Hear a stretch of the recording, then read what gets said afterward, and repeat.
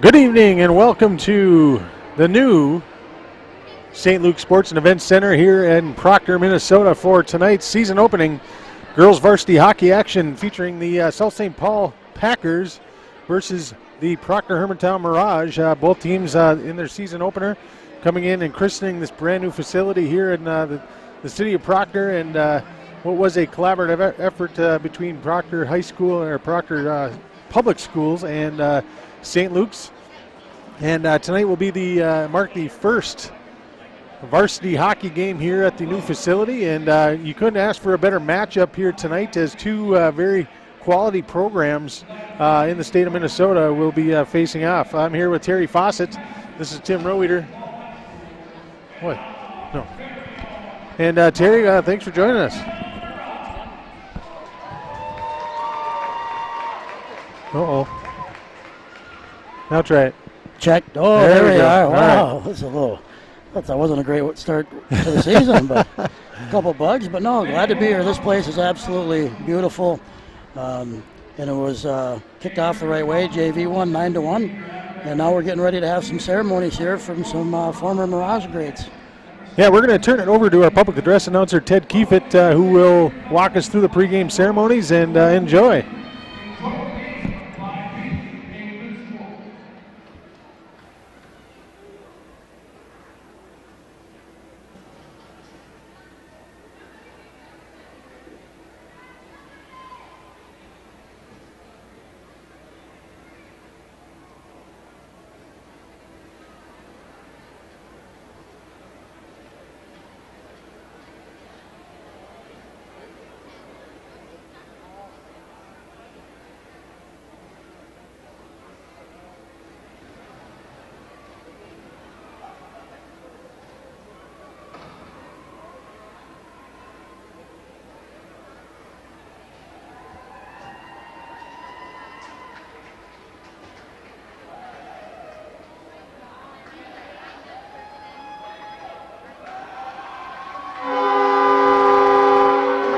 And here they are, your Proctor-Hermantown Mirage.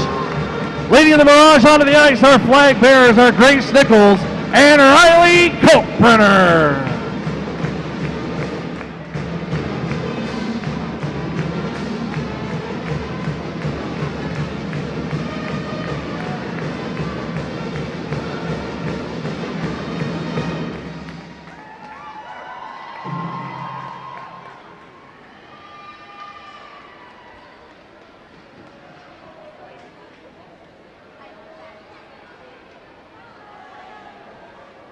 Fans, the Proctor School District School Board, Superintendent John Engelking, Business Manager Steve, the administration, coaches, Paha Taha, the Mirage, and the greater community have worked very hard to make a dream of this arena come true. This was truly a team effort. The Proctor School District would like to thank everyone who was involved in this great journey. Let's give them all a big round of applause.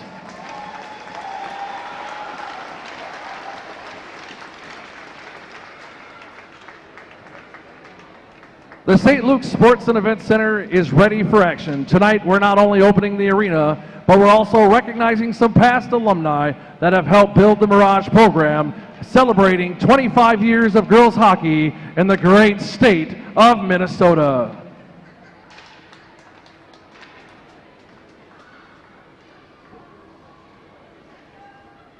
Jenna Reynolds, 2012 to 2018. Mariah Hadrick from 2013 to 2018, and is now playing hockey at Scholastica. Kennedy Halverson, 2012 to 2018, and is also playing for St. Scholastica. Katie Cottrell Gilderman, 2003 to 2009, and played for UMD Bulldogs. Brooke Bortson, 1 year, 1998 to 1999. Hope Ellington, also 1 year, 1998 to 1999.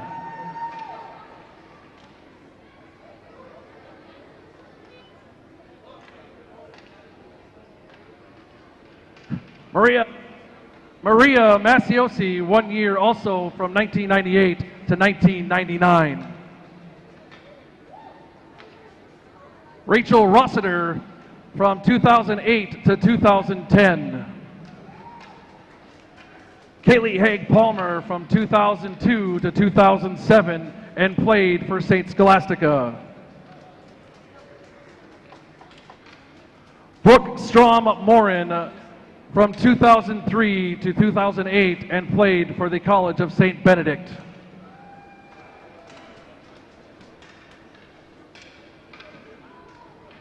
Britta Peterson Coppola from 97 to 2002 and played for Northern Michigan University. Alyssa Wargen, who played for 4 years with the Mirage. Anna Koivisto Peterson from 1998 to 2004. Caitlin Rudolph from 2000 to 2006. Allison Jonas from 2006 to 2010. Casey Eklund Jensen, who played for the Mirage for 3 years and went to Bethel. Sam Malec-Warneke, who played for the Mirage for 5 years.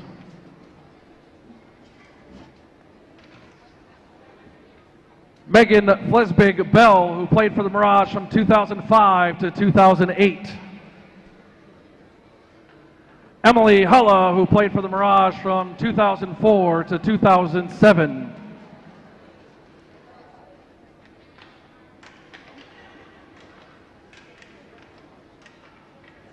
Nikki Swalby Krujowski, who played for the Mirage for 4 years. Alexandria Olsen, who played for the Mirage from 1999 to 2004.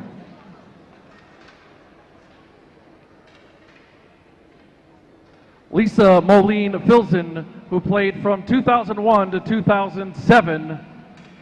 And Lauren Peterson Jopi, who also played for our Mirage. Let's give them all a big round of applause, fans.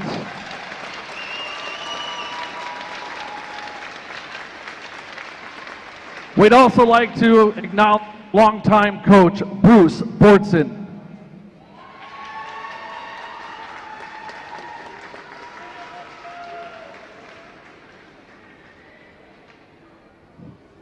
We'd now like to honor 2 of our players who are currently playing professional women's hockey.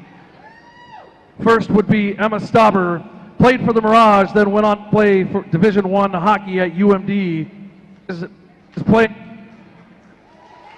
for our own Minnesota Whitecaps this season.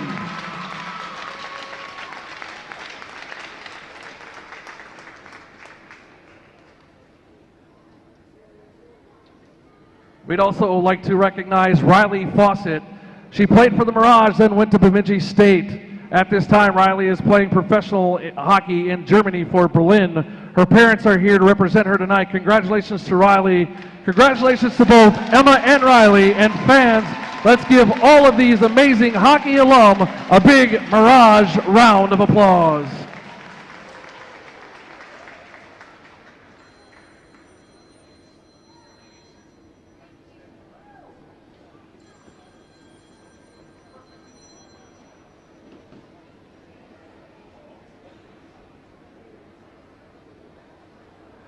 Fans, at this time, we'd ask that our 2018-19 Mirage seniors please step forward for the cutting of the ceremonial ribbon opening the St. Luke's Sports and Event Center for the Mirage hockey today and into the future.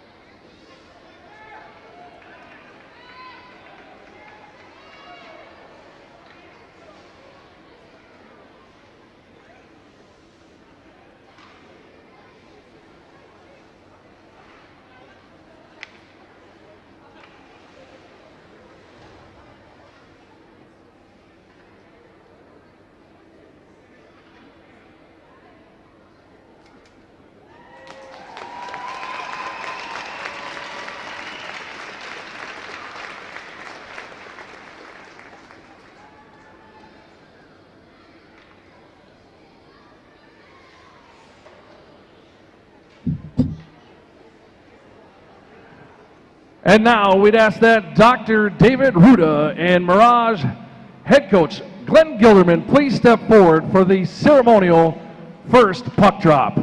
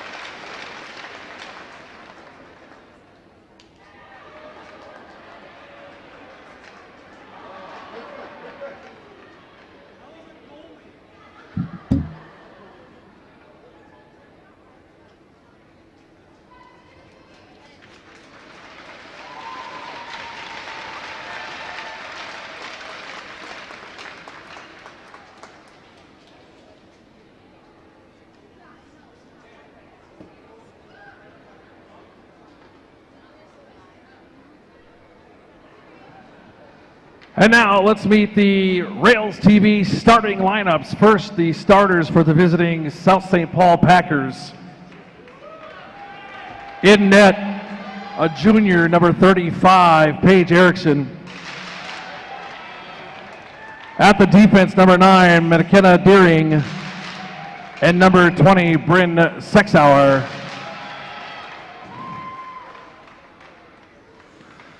At the wings, number 4, Savannah Lenars. And number 11, Justice Rambaum. And at center, number 16, Ella Reynolds. The assistant coaches for the Packers are Corey McGinn, Josh Palmquist, and Mike Moline. The head coach is Dave Palmquist.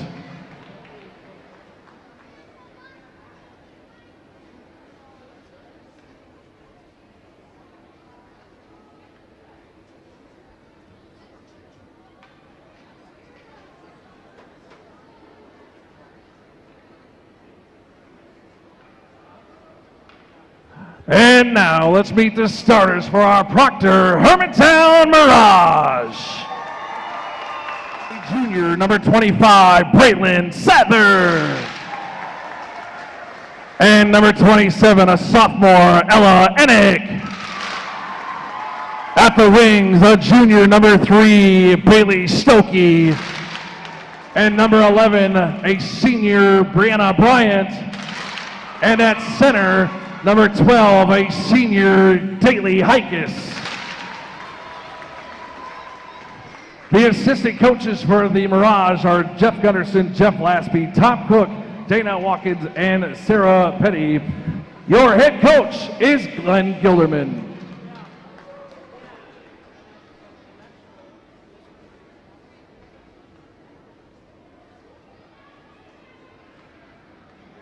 Ladies and gentlemen, at this time, we'd ask that you please stand as the honor guard from American Legion Post 106 presents the colors of our nation.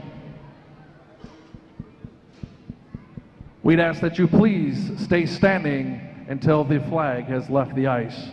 And at this time, gentlemen, kindly remove your hats as we have a moment of silence for our past and present military men and women serving here at home and abroad. After that moment of silence, our national anthem will be sung by Mirage alum Sam Malec-Warneke. Thank you. Oh, say can you see by the dawn's early light what so proudly we hailed at the twilight's last gleaming, whose broad stripes and bright stars through the perilous fight o'er the ramparts we watched were so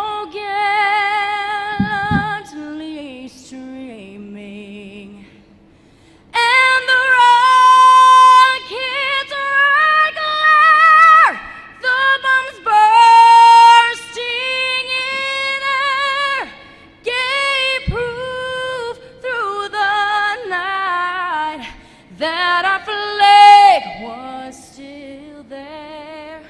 Oh, say does that star-spangled banner yet wave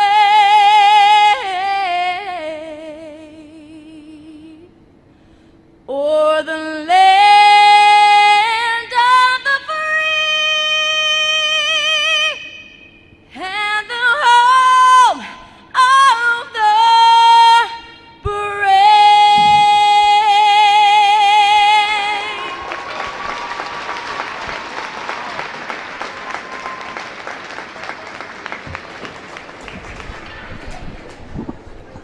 Well, there you have it.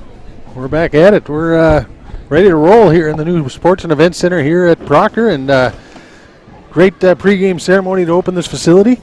And both teams ready to go here for face-off as we await the honor guard to leave the ice. But coming into this game, both teams 0-0 to start the season. Hard to really know exactly what's going to take place. Both teams are going to probably try to find their identity here in the first game, but South St. Paul comes in after a, let's see, what were they last year?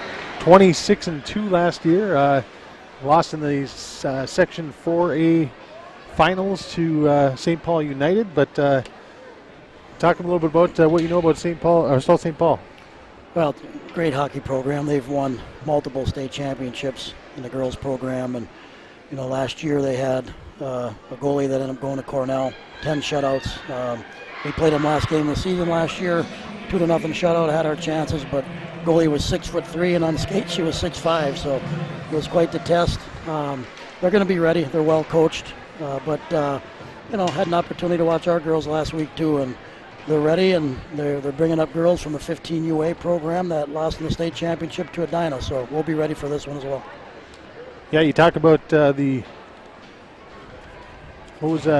girl who was the goalie last year that went to Cornell, and this year now that's one of the areas that Dave Palmquist talked about before this game is an area that they needed to find their identity, and they're going to go with number 35, Paige Erickson, in this one, a junior, to kind of start the year for the Packers in net.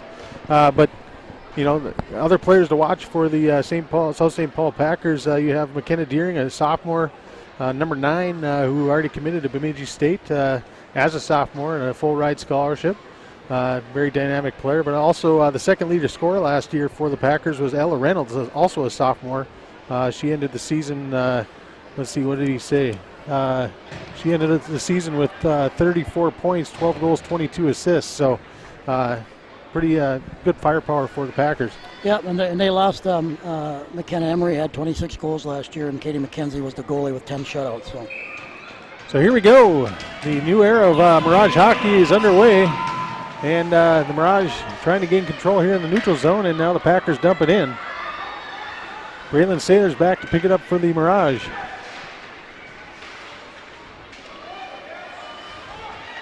Packers dump it back in. Saylor's cross ice to Anik. Anik to Heikes. Heikes gets it deep for the Mirage. And now Heikes battling in the corner. Brianna Bryant also down deep for the Mirage. Anik holds his own. And quick change here for the Mirage early on. Sydney Skorich in now. And out of the zone now comes, looks like Deering, yeah. And she dumps it deep, and now the Packers will change. Anik trying to get it out of her own end here. Both teams early on just trying to get a feel for the speed and kind of get a feel for each other a little bit. Now here's 28, Kayla Maduzak in the zone and gets knocked off the puck. Here's Deering. I'm assuming Deering will get a lot of ice time here tonight. And we got two new defensemen in there now. We got Katie High and Mackenzie Gunderson in there getting their first action of the season.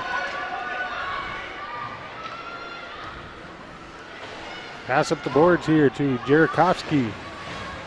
Tries to clear, unable to do so. And here's Alyssa Watkins centers out front, trying to get a shot. That's Tansky, I believe. No, Opsahl, excuse me. Trying to get used to everybody's numbers here early in the year. Well, that was Hannah Tansky, and you got Michaela Finney on this line as well. There's Tansky trying to clear. Pass up to Finney. And it'll be offsides on the Mirage.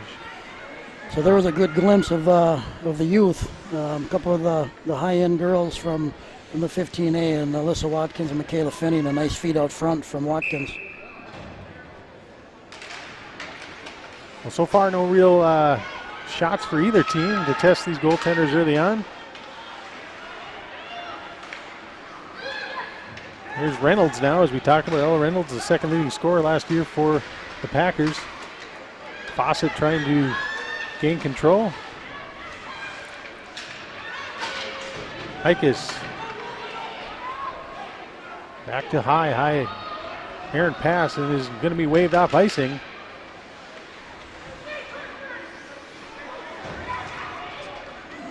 And now the pass gets out of the zone and will go the length of the ice, but again, no icing on the play.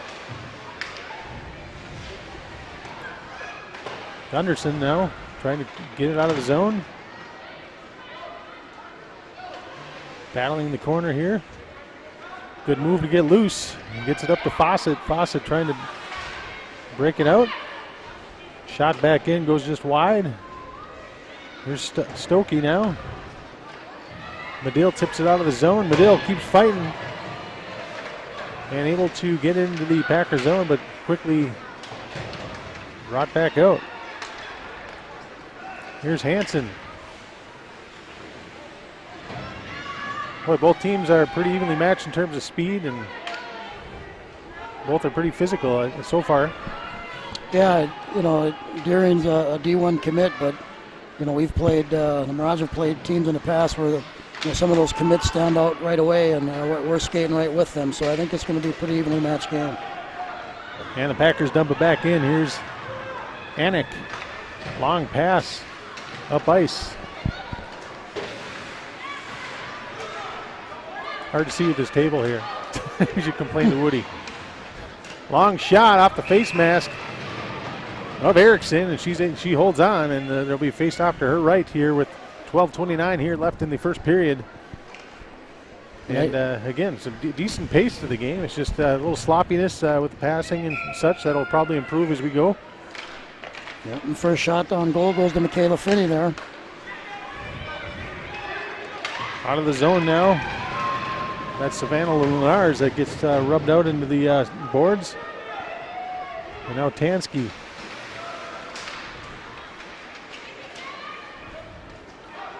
Gunderson over to High. Kaylee High tries to get up to Tansky and unable to do so. Gunderson behind her own net. Tries to get it up to Tansky. Gunderson gets it back.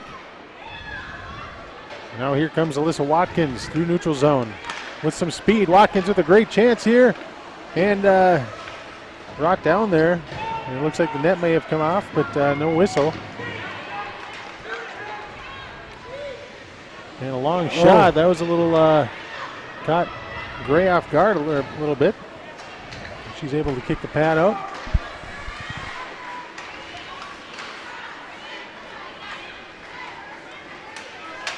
Now here comes Madigan. Gets it deep for the Packers. Anik behind her own net. Packers hold it in. Anik with it in their own corner. Good and job, here comes Brianna Bryant. Cross ring pass to Fawcett. Fawcett one-on-one into the Packer zone. Shot blocked. Ramirez with the block there. Here's Hikes in the corner. Hikes to Fawcett. Fawcett loses control, and here comes the other way. Boston Lenars, and now Medill back in for the Mirage. Speed around the corner. Unable to get a shot off. Oh, dangerous pass out front, and Ashley Hansen almost had a point-blank opportunity.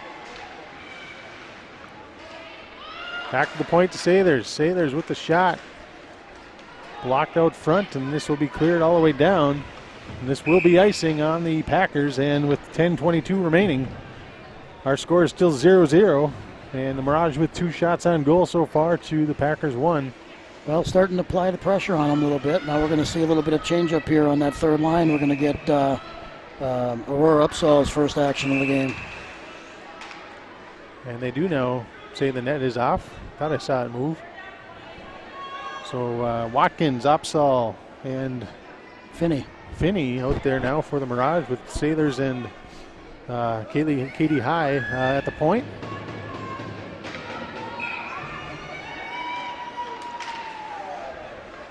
Face-off won by the Packers in their own end. Tried to clear. Sailors does a nice job of keeping it in. And the puck is cleared. Braylon Sailors cross ice to Katie High. High tries to get up the neutral zone, and it is taken there. Finney had an opportunity, potential 2-on-1 that was broken up.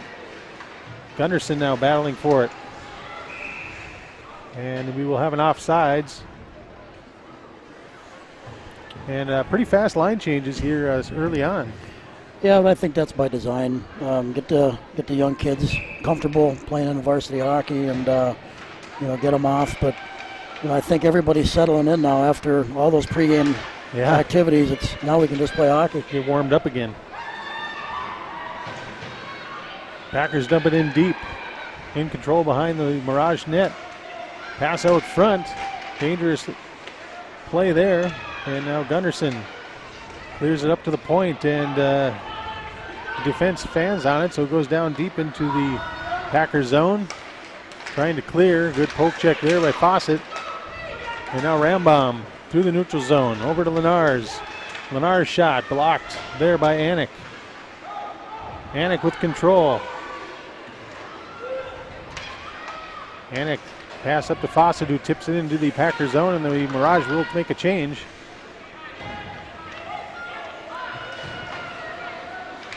Long pass, Lenars out of her own zone. Over to Anik now. Anik to the middle to Tansky, that's Skorich. Skorich battling down deep. Pass right out front, no one home. Sailors dumps it back into the corner. Good battle by this line here. And Sailors unable to hold the zone. Here comes number 5, Lehman. Lehman with the shot, and Ryan Gray right there and holds on for a face-off. Yeah, we got caught a little bit there getting back. Ella Anik is such a talented kid that sometimes she wants to do a little bit too much, and you just got to play within the scheme and just relax. It's early. But nice save by Gray. Well, I kind of started up here with Braylon Sailors pinching and not able to hold the zone, and created that 2-on-1. Here's Watkins behind her own net. Able to clear. Here comes Finney. Finney down the right side. Finney with the shot. Oh, just high. Tried to go up upper corner and just over the net. And here's a chance now for the Packers. Packers down 3-on-1, and good back check there by the Mirage.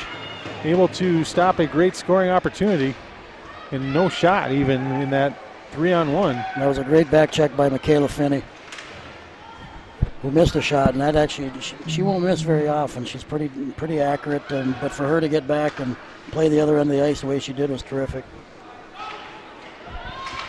Here's a shot that goes wide, deflected. Mackenzie Gunderson over to pick it up. Mirage need a change here. Gunderson with it, and here's another opportunity, 2-on-1. Pass across, and that was Lenars that could not get control. So again, a good opportunity. And now Fawcett giving chase. Potential tier on 2-on-1. McKenna Deering back. And it's going the other way. So back and forth action here. Both teams. Here's Deering down the right side. And a nice play there. That's Bryant with the poke check. And now here's Heikes. Heikes to Anik. Anik 2-on-1 with Fawcett. Anik shot, and a great save there by Erickson. Maybe one of those you shoot low, get a rebound. So now the Mirage putting on some pressure here early on. Anik in the corner, drops it off. Here's Bryant's shot, just wide. Fawcett there. Now Hikus behind the net. Hikus loses control. And Deering trying to clear it out. Unable to do so, and it's back to Deering in the corner, and the Mirage looking to change. 6:28 left here in the first period. No score yet. Pass up to Hansen is just too far, and now here comes Ramirez. Ramirez cross ice. Back, and Ramirez with a wide open net and just shoots it just wide. That would have given the Packers an early lead, but instead, we're still scoreless. Ramirez with speed. And now Reynolds' shot deflected, goes wide. So the Packers now buzzing a little bit here on the Mirage. Yeah, we're getting beat in transition a little bit here now, Tim, and having a little bit trouble getting it out of our zone. So Sather's behind her own net. Cross to Medill. Medill trying to clear and does.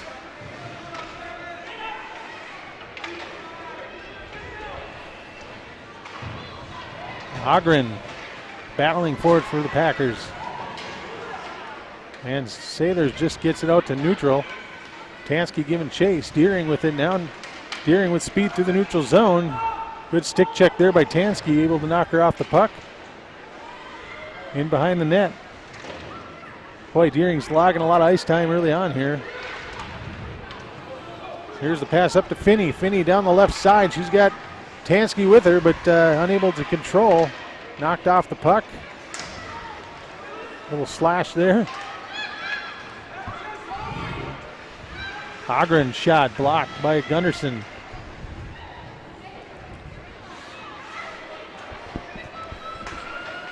Now here's Ramirez. Both teams struggling to maintain possession for very long.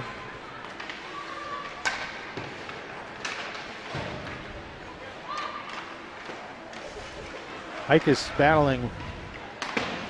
Gunderson dumps it back in. Cleared around the boards and dumped back in. Now here's Hikus battling in the corner. Bryant passes it back to the point. Wrapped around, and here's Fawcett now. Fawcett passes it back to Stokey, but Stokey unable to control, goes out to neutral. Stokey battling, bringing it back in, too far for Fawcett, and the Mirage will change again. Bryant giving chase. No one home. Bryant had a great opportunity here. Tries to feed it back to Anik, but the Packers intercept. Hansen in the corner. Ashley Hansen battling. And now it's cleared out to center. Sather's there. Now here comes Medill. Medill dumps it deep. Ashley Hansen, first one there. Back to Medill. Medill with Sather's streaking. Scorch now. Back to Sailors. Sailors back to Scorch. Unable to control. Packers trying to clear. And that will be now a good opportunity again. Here's the windup. And another tip that goes wide. This time for the Packers, it was Lenars. And we are going to have our first penalty of the game. Elbowing will be the call. Looks like it's going to go against Megan Medill. So the Mirage will go shorthanded for the first time this year. And the Packers will go on the power play. Now we'll see what we have out here in the penalty kill. Looks like we're going to have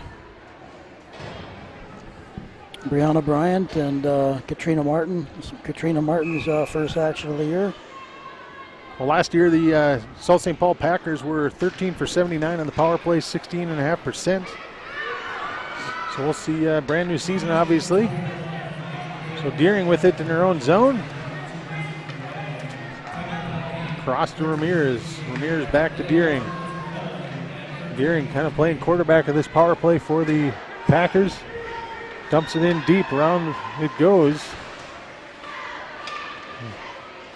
Now the Packers set it up. Back to Deering at the point. She loses control. Unable to hang on and unable to hold the zone. Well, now here's Ella Reynolds. Huh? Excuse me, Tim. I said I don't think there's any secret. Everything that they do, they want to do through number 9. Yep.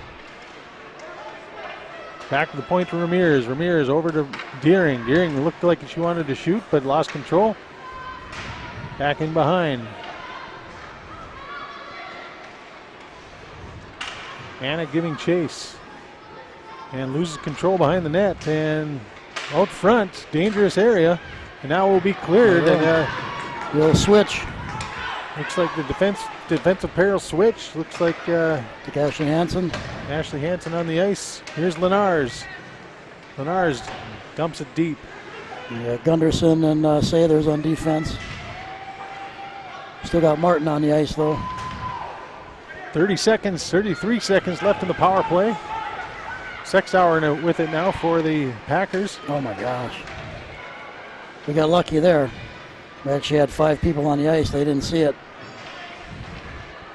Katrina Martin didn't really get off in time, and Aurora Upsaw came on the ice. Yeah. Here's a shot from the point. Screen out front. So far the Packers ain't able to do much on the power play. 5 seconds left in the man advantage.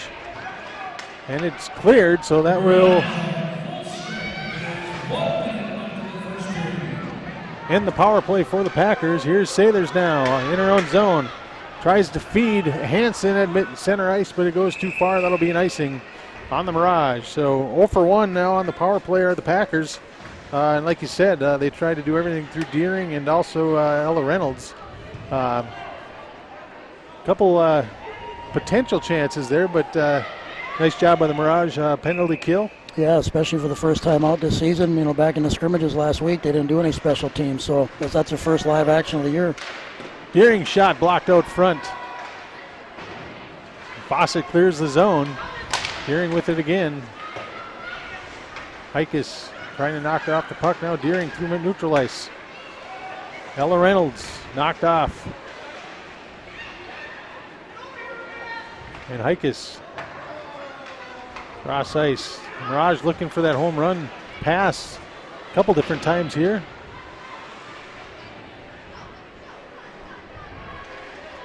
Here's Hikus battling.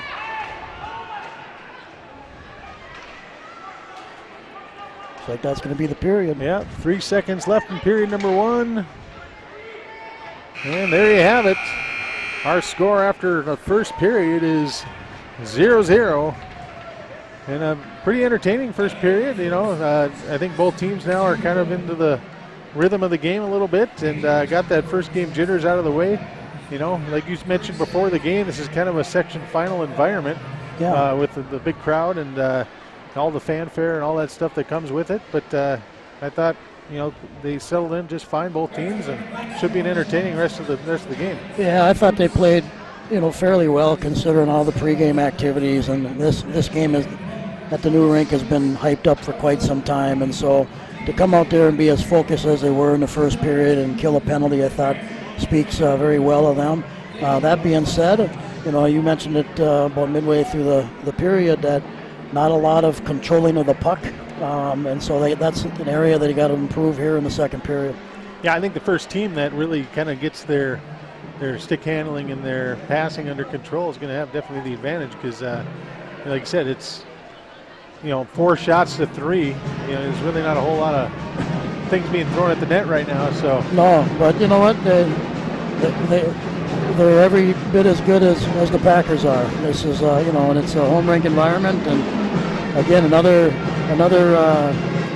cool event going on right now is our first opportunity to see the rinks version, the new rinks version of the little chippers out there, the Junior Mirage U8s.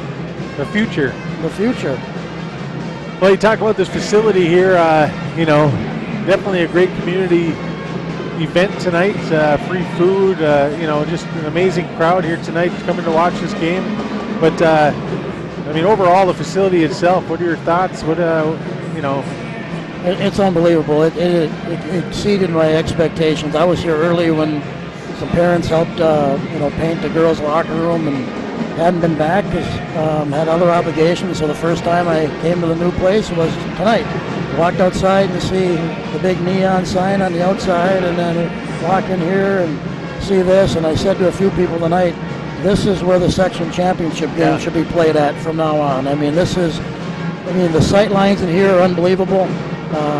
It's just a perfect rink, and it's just a credit to everybody that lives in the Proctor community for getting this thing done. And I'd like to thank, the Proctor School District and everything that was done behind the scenes for tonight's game.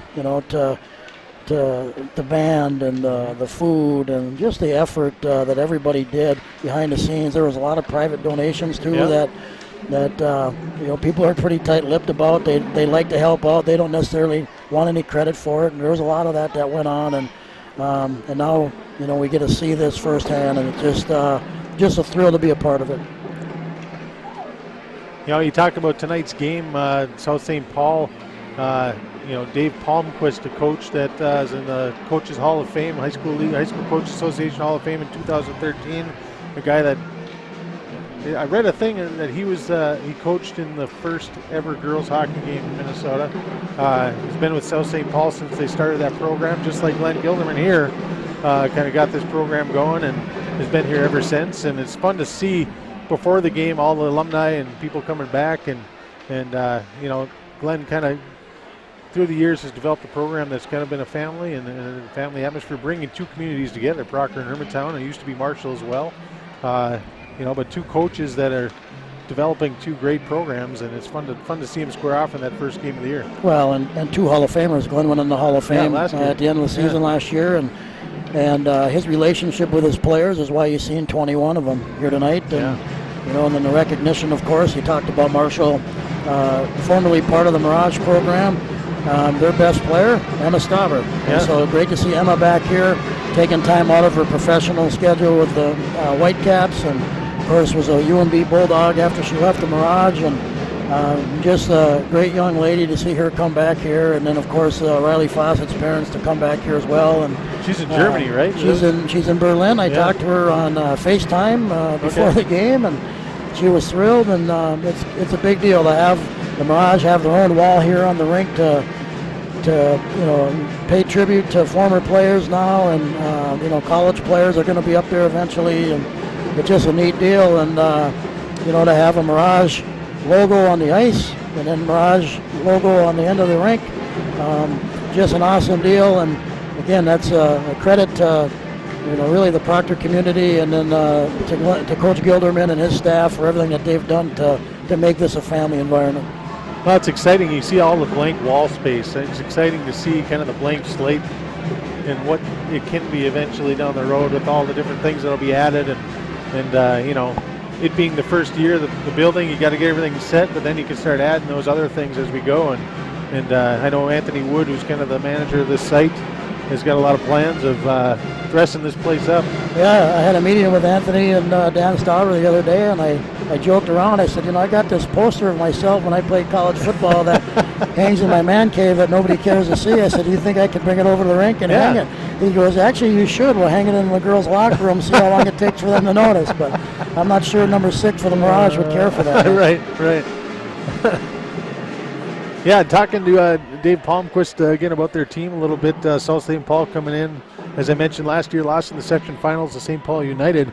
But he expects their team to be better this year, even though they lost that great goaltender and a great goal scorer.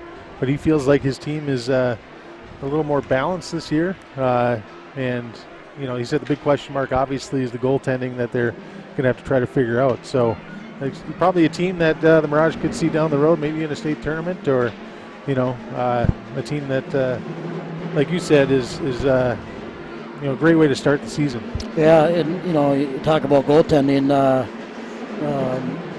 Fawcett, several of these girls from Mirage played fall hockey, and they played in these different elite leagues down in the cities. And we went up against St. Paul United's goalie here a few weeks back, and you just see the level of goaltending in the state. And this Packer goalie tonight, that's a tall task to come out there and play when you probably haven't had a whole lot of varsity reps in the last several years. And so, but I think it's who's going to flinch first. I mean, the Let's Play Hockey rankings, preseason rankings came out yesterday. The Packers were ranked 4th in the state, and the Mirage were 5th. And I think that's what you're seeing here in the first period. Right. So talk a little bit more about our Mirage team. What are the things that, that you know, as a parent of the player on the team, some of the behind-the-scenes things that kind of define this year's team? Well, you know, last year the team was known for really good defense and gritty kids. We didn't have a lot of scoring on the team. You know, it was a total team effort. We had a collection of girls that did the dirty work, that would go in the corners for pucks, that would block shots, that would kill penalties, and did all those things. You know, and several of them, and a couple of them here tonight with Kennedy Halverson and Mariah Hadrick, who went on to St. Scholastica, really kind of set that tempo. And so now you bring in the 15U kids that lost in the state championship to Edina, and they were known for goal scoring. So starting off with Michaela Finney, who had a big shot in the first period, you know, Alyssa Watkins, and the list goes on and on. And so now those are the kids that you depend on. Those are the girls for the future. But now, yes, they can score goals, and they're going to score plenty of them, but they have to do the other stuff. You have to play the other end of the ice. You have to back check. And you really seen that in the first period with Michaela Finney, where she had a good shot and then hustled all the way back the other end of the ice and had a nice back check. And so that's what it's going to take to be successful for the Mirage, because as you know, the schedule is no easier this year. In fact, it might be more difficult because of the Schwann Cup schedule came out yesterday, and the Mirage first round in the Schwann Cup, their holiday tournament, we play Centennial. So. Okay. Yeah, I noticed too. Our next two broadcasts, you got Hibbing Chisholm here, and then Blake here. You know, so that's one thing that Gilderman's done to build this program, is play that top-notch competition. And now you add a facility like this, teams are going to want to come and play, and you know, it only makes your program better when you're playing that top-level competition. But well, it really paid off last year. That is a big reason. You know, the Mirage were 13 and 12 at the end of the regular season last year, and made the state tournament, and knocked out the best girl in North America from Red Wing in the quarterfinals. So this schedule, I credit Coach Gilderman for doing that. It pays off down the road, you know. And you know, the scrimmages last week, you know, Apple Valley, Andover, who just beat Edina last night, and then Blaine. Those are no pupcakes, you know. So to go down there and challenge yourself makes you ready to start out the season, and to go, you know, next week. Who was it? Edina on Friday night and Brecht on Saturday. I mean, it doesn't get any easier. Well, and that, I guess, tells you too kind of the state of the Mirage program. These teams want to play the Mirage. They're looking at it the same way. We want to play good teams, and Mirage is one of those teams that they're looking at saying we got to play the best, you know, to be the best. So well, absolutely, and especially the AA schools, because some AA schools don't want to play it, because if they lose, it doesn't do them any good. Right. But when you get the Edinas and the Blakes, and the, you know, they want to continue to play when Minnetonka's on the schedule this year, well, that just speaks, number one, high of the program. And let's not kid ourselves. This year now, where before teams didn't want to play in the Proctor Arena, everybody wants to play here now. So when the big dogs talk to Coach Gilderman and say, we want to be on your schedule, guess where they all want to play now? Yeah, that's great. And this is a great facility. I want to take a moment just to thank our sponsors who make Rails TV possible. We have Hearing Associates, Sammy's Pizza in West Duluth, Heritage Window and Doors, Tamarack Building Materials, Rails Endowment for Arts, Athletic, and Academic Development, Irving Community Club, RJ Sport and Cycle, Wittes Trailer Sales, Great Lakes Office Solutions, and the Independent School District 704 Proctor Public Schools. Well, again, we're at a 0-0 first period, and you know, we, like I said, our next broadcast here on Rails TV will be on Tuesday, November 20th, as the Rails will host Hibbing Chisholm, and they played Hibbing Chisholm in the finals last year, right? Was it? They did, yeah. You call them the Rails, though. I'll let it go that time. Sorry. You know, that's a challenge. And Hibbing's going to be good. You know, they got Allie Buzzy. She almost single-handedly took over that game and beat the Mirage last year until Tori Thomas had something else to say about it. But they're good every year. You know, Cloquet, this Cloquet team is going to be a challenge this year. Of course, they have Taylor Nelson, the Bemidji State commit. You know, they got Dia De Leon. She played on the 19U team with a lot of these Mirage girls this summer. So they're going to be ready, no question about it. You know, then the other usual suspects. It'll be interesting to see how Marshall does. Some of two of Marshall's best players, including their goalie, left for Gentry Academy. So On paper that should hurt Yeah. them, but who knows? And then the broadcast after that will be on the 23rd when we'll host Blake. Blake is always a pretty decent team. Yeah, they're all right. I was talking about a lot of these girls played fall league, and Fawcett's line mates in her fall league were, one was from Maple Grove and the other one was from Breck. So, you always say, oh, yeah, these private school kids, we don't want to hang out with them. Well, those two were two peas in a pod and got along great, and their defenseman, one of their defensemen, top defenseman, was from Blake. So it was pretty neat to see, your kid who goes and plays against that caliber to actually be playing with them. And you find out they're all good kids. They just, some of them play in those high-end programs and some private schools. And so it's pretty neat when you mix them all up in the fall or the summer and you get to play together too. Well, we're going to take a break here and come back for second period action as the Zamboni finishes up. And we'll be back for second period action shortly.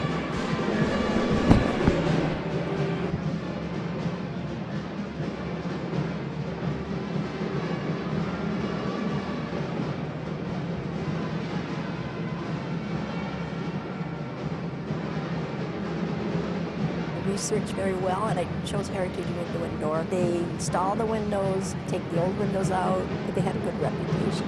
Plus, they had renewal by Anderson. My window consultant was Jerry, and he was so patient and kind, and he wasn't pushy about buying. I just did whatever I asked for. The installation team was Matt and Bill, and they were just fabulous. If I wasn't here, I would never have known they'd been here. It was perfect. Life's better at the lake, and it's even better with my new windows from Renewal by Anderson from Heritage Window and Door.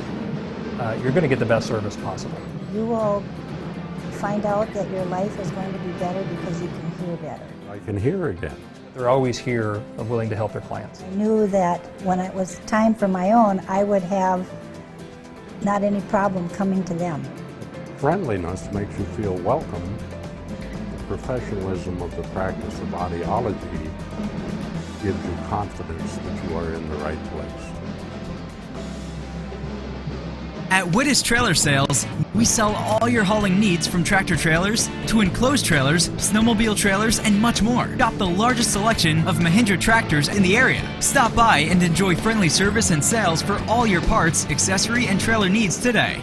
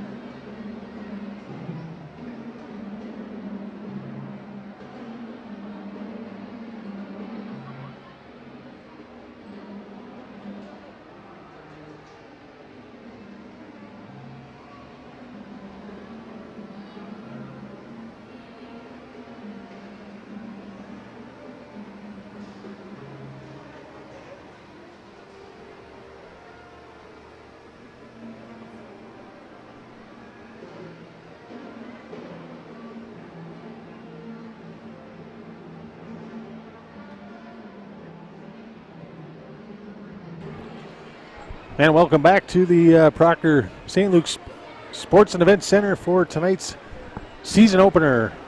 Girls varsity hockey action between the Proctor-Hermantown Mirage and the South St. Paul Packers. No score after one period of play. And in the first period, the Ryan Gray for the Mirage had 4 saves, and Paige Erickson for the South St. Paul Packers had 3 saves. Not very many shots on goal in that first period, but both teams trying to find their identity and get their feet under them. A little bit of sloppy play. But again, our upcoming broadcasts on Rails TV of girls hockey on November 20th, the Mirage will host the Hibbing Chisholm. Will host Hibbing Chisholm here at the Sports and Events Center, and then again on November 23rd, they'll host Blake. Other announcements, other things that you should be aware of. The Night to Shine Committee at Proctor High School is hosting a fundraiser raffle. The grand prize is a 2019 Suzuki King Quad 500 AXI 4x4. Second prize is 2 helmets and goggles. And third prize is $250 cash. $20 donation for each ticket. All proceeds go to support Night to Shine, an unforgettable prom night experience centered on God's love for people with special needs ages 14 and older, held at Proctor High School. Tickets are available at the high school office if you're interested in that. The raffle is sponsored by Max Sport Marine in Superior. The drawing will be held February 8th, 2019. You do not need to be present to win. There will be a maximum of 600 tickets sold. Also, if you are in the Proctor community, Proctor School District, the Rails Endowment for Arts, Athletic, and Academic Development is accepting grant proposals through January 7th. So if you want to apply for a grant by the Rails Endowment for Arts, Athletic, and Academic Development, go to rea3d.org and click on grants for an application. Also, if you missed the Proctor High School performance of Nonsense that took place last weekend, go to the YouTube channel of Rails TV and you can watch the performance. And also a band concert performance is also from last Monday. The Proctor High School Band had their fall concert. That is on Rails TV as well, if you'd like to check that out. And I also want to congratulate Proctor Public Schools' new board members, school board members after the election on Tuesday. Joe Ward, Larry Shelton, Lynn Peterson, and Amy Pockernick won seats for 4-year terms. So we will say goodbye to Louise Lind and Margaret Taylor. We appreciate all they've done for Proctor School District. And so the election, again, re-elected Joe Ward and Larry Shelton, and new members Lynn Peterson and A.B. Pockernick. So welcome to the board for them. And we are getting ready for second period action. What do you expect here in period 2? Well, I think they're both going to relax a little bit here and play some hockey, and you see some better passing. So Hikus on the draw for the Mirage. Able to get it deep into the Packer zone. And Reynolds.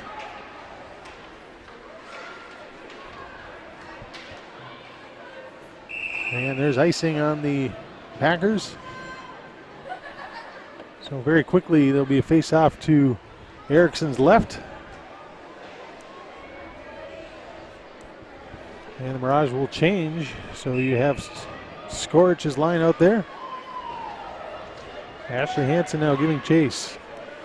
Deering's long pass trying to spring Reynolds, and just a little bit behind. And now Skorich battling through. Deering now with it in her own end. Reverses right to Hansen. Hansen's shot saved by Erickson, and right there on the doorstep was Medill. She could not get a handle on it. And now Deering behind her net, and Medill battling. Nice job in the forecheck by this line. Long pass off the glass, and they're going to wave off icing as Anik is back to retrieve. Anik, long pass. And Medill tips it in deep, and the Mirage will change again. Interception here, shot, and Finney's shot deflected away by Erickson. Good opportunity, good scoring chance there for the Mirage. Well, she was on net that time, and she got a heck of a wrist shot. Now Katie High keeps it in the zone for the Mirage. Watkins battling. Here's another chance for Finney. And just wide. And it's cleared back in. Alyssa Watkins, there we go. Watkins behind the net. All right, out front to Finney with right on the doorstep, and her shot is saved by Erickson. Well, Tim, you're starting to see a little bit on what those two can do. Very, very dangerous scores. Here's a chance from the point. Shot blocked out front. And now the Packers come out of their own zone, and they clear it in deep. Kirshner tries to get it deep, but that's intercepted. Hikas giving chase. And now Reynolds able to get it in deep for the Packers. Gunderson loses control. Fawcett, good clearing pass. Deering. Pass right across the goal crease. No one home. Boy, you get your money's worth when these two lines are out on the same ice at the same time for both teams.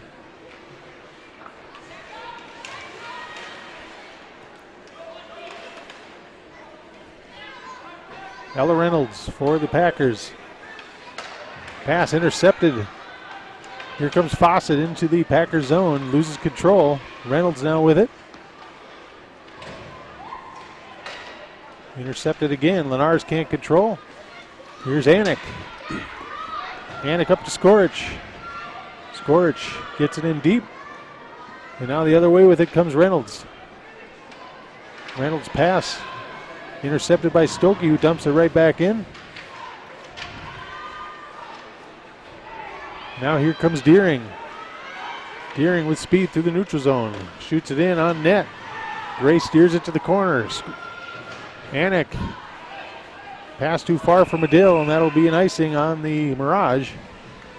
And with 13-16 left here in period number 2, the Mirage had a couple good scoring opportunities there to get their first goal of the year. But Erickson is up to the task. Yeah, just a terrific give and go by Watkins and Finney, and I think you'll see a lot of that this year. Face off to Gray's left. Packers win the draw. Ogren in the corner. Out of the corner comes Watkins with it. Watkins across. Pass dangerously through the neutral, through the middle of the ice. Intercepted, but the Mirage able to clear. Got Katrina Martin getting some ice time right now. Here comes Aurora Upsaw with her. Watkins shot off the side of the net.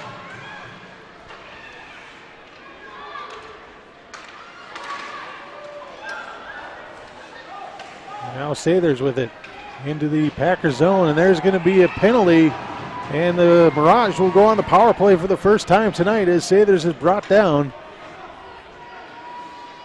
by number 28. That's Kayla Matuzak. So the Mirage will go on the power play for the first time. Last year the Mirage were 16 for 91 at 17.6% scoring percentage on the power play, and you got Hikas centering the power play. Hikas wins the draw. Long shot by Stokey. Fawcett battling in the corner. Saylor's able to hold it in. Back to Fawcett. Fawcett tries to center. That's knocked away, and Deering now with it. She will clear it the length of the ice. Stokey giving chase along with Reynolds.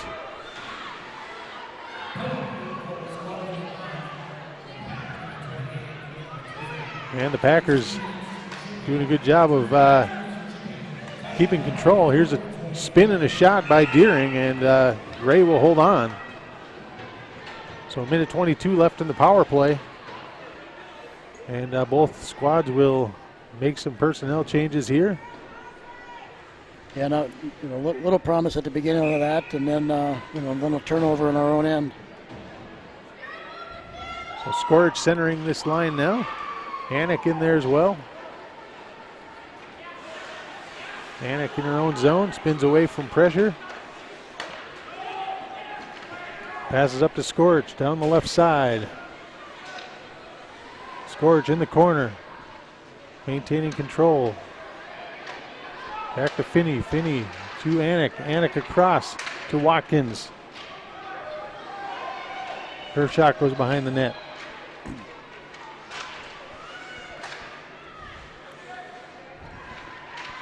Here's Opsal. Back to Watkins. Watkins coming out. Shot deflected, and that's unable to be controlled by Erickson. That goes into the corner. 34 seconds left in the power play. Here's a shot. Another shot on the rebound. Back to the point. Anik's shot deflected into the corner. So good pressure here by the Mirage power play.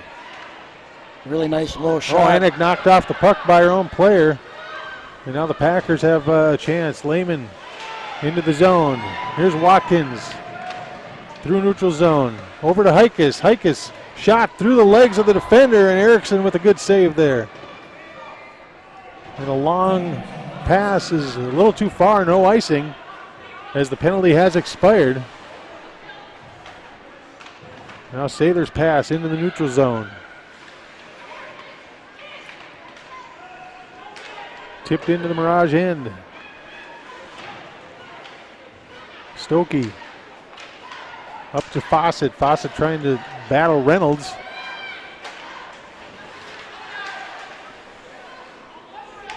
Heikes with it now.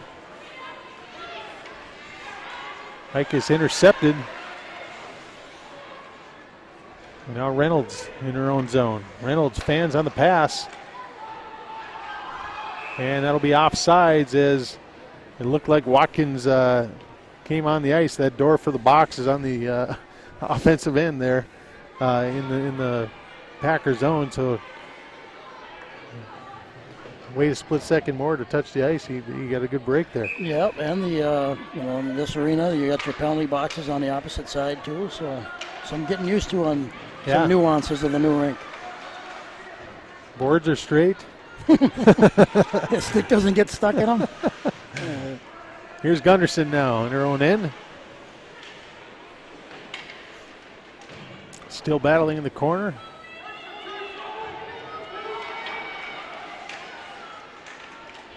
Now the Packers come out with it. A shot on net. That was number 5, Claire Lehman. And Gray right there with the glove. And we, with 9:22 left now, face off to Gray's right. Really nice save by Ryan Gray. She had full view of it. And now, are you anticipating kind of a shared workload again this year? Do you think Ryan Gray will be the main goaltender? Well, I think they'll probably share early on and see if one's going to want to take it over. I think that's kind of been the MO the last few years is who wants to take that job. And I know one thing that Lewis played on the 19U team this summer and had a terrific summer. He's in great shape. And as there you can just see what Ryan Gray's capable of. She's been around the varsity program for years. Here comes Medill down into the offensive zone and loses control. Ashley Hansen there. Now Heikes. Heikes, good move to get free. And the pass out of the zone hits the official. Yeah. Sather's over to Anik. Anik feeds it up to a little too far for Sather's. But Bryant, good effort there. Heikes holds the zone. Fawcett chips it forward. And the puck will be cleared. Mackenzie Gunderson chips it back in, but that goes off of Fawcett's leg. And we'll have an offside. So great opportunity down here for the Packers as the puck ricocheted off the boards. One of those things you say, getting used to this arena. Great, I don't think expected it to come shooting back out at her. And great opportunity there for the Packers, but good save there by Ryan Gray. The shades of 1984, Rick Costi. Yeah.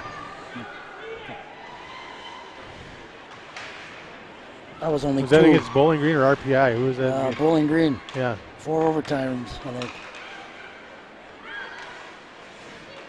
All I remember that is their Mohawks that they had. Yeah. Here's Kirshner's shot from the point. That's intercepted now. Heikes the other way. Hikus into the offensive zone. Shot on is deflected, loose out front. And this will not be icing as it was deflected by Stokey. Stokey's long pass. That's up to Finney. And now Tansky with it. Intercepted. Now here comes Deering. Deering tips it forward and Sailors will be there. Pass it across. That's intercepted. Here's a chance again. And a great save again by Gray. And that was Deering with a great chance out front.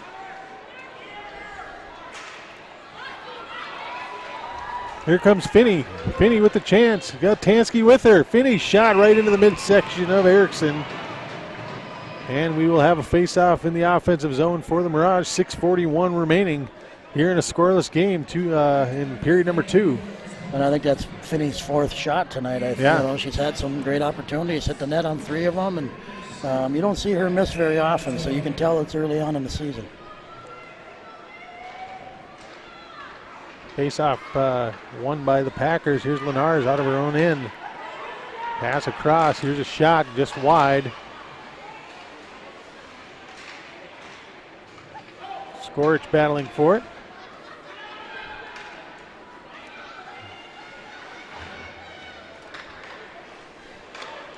Another shot taken by Sailors. Sailors pass. A little too far. And now Reynolds out of her own end. Reynolds with speed through the neutral zone. And they will call offsides as number 11 Rambam was in a little too early. I think the Mirage early on in this period could have controlled the play. A little bit comeback here now from the Packers.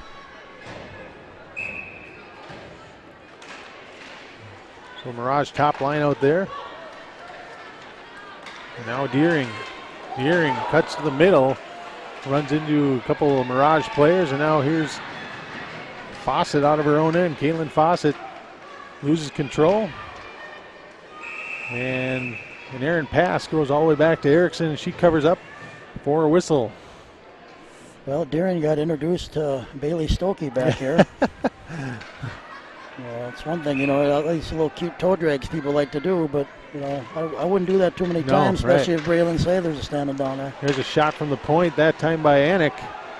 And here's a chance for the Mirage out front. Back to Anik again. Cross to Stokey. Stokey with the shot. The puck's loose out front, still loose. Another shot off the side of the net. So Fawcett with an opportunity here. And we are going to have a interference call on the Packers as Fawcett was brought down behind the net. Well, this again will be number 28 with the penalty. This her second penalty, Matuzak. So the Mirage will go on the power play for the second time tonight. Yeah, just a good effort play. That line, you know, period. It was a great job by Bailey Stokey keeping that thing in. And a good scrum in front of the net. And when you work hard, good things happen. So the Mirage 0 for 1 on the power play tonight so far. Here's Finney's shot from the point, just wide. Good hard wrist shot from the point. And now Anik back to retrieve. Over to Finney. Finney across ice. Here's Opsal. Now here comes Watkins. Watkins back to Anik. Anik's shot tipped. And that goes wide. Opsal back to Finney.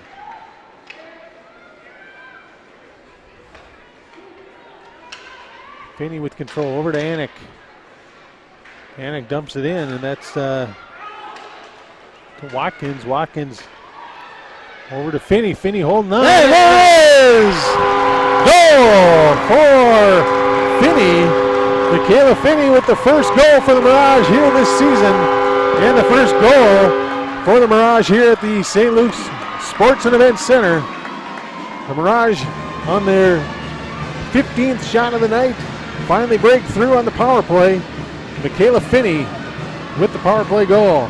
Well, that was just a pretty power play. If you look at that power play, they only had one defenseman out there with Anik, and the rest of them were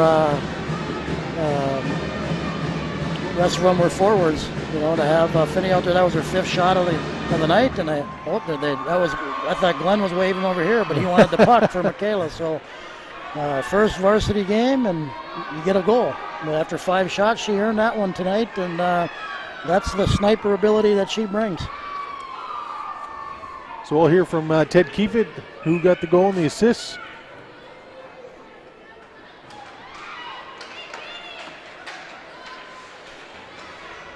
So the Mirage dump it deep. And now there's Brian giving chase. Scoring the power play goal for your Proctor-Hermantown Mirage was number 7, Michaela Finney. She's assisted by number 22, Alyssa Watkins. Time of the goal, 12:29. That's Finney from Watkins. Power play. Time of the goal, 12:29. Well, just like that, after the goal, now the Mirage will go on the penalty kill as I didn't see who got the penalty, but so now the Packers. Daily Hikus. Was it Hikus? Yep. So Hikus with the penalty, and now the Packers go on the power play. 0 for 1 tonight on the power play. So pass back over to Deering. Deering shot blocked by Katie High. And now the Packers in the neutral zone. Ramirez tries to bring it in, but would have been offsides. Gives to Ella Reynolds. Reynolds with speed, trying to set things up. Over to Deering. Deering over to Ramirez. Ramirez back to Deering. Over to Reynolds. Back to the middle, loses control. And the Mirage able to clear the zone. Now Deering trying to set it up. Again, she's kind of served as the captain of this power play. Winds up from the point, shot just wide. Reynolds over to retrieve. Pass right out front. Madigan with a great chance, but right over the net. Madigan kind of a big body there in the middle. Out front. Over to Reynolds. Reynolds tries to feed it back to Ramirez, and that'll exit the zone, so they'll have to regroup.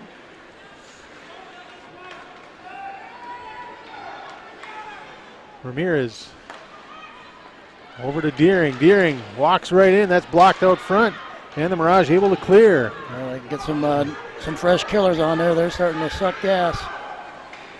It's like Ashley Hansen and Aurora Upsaw.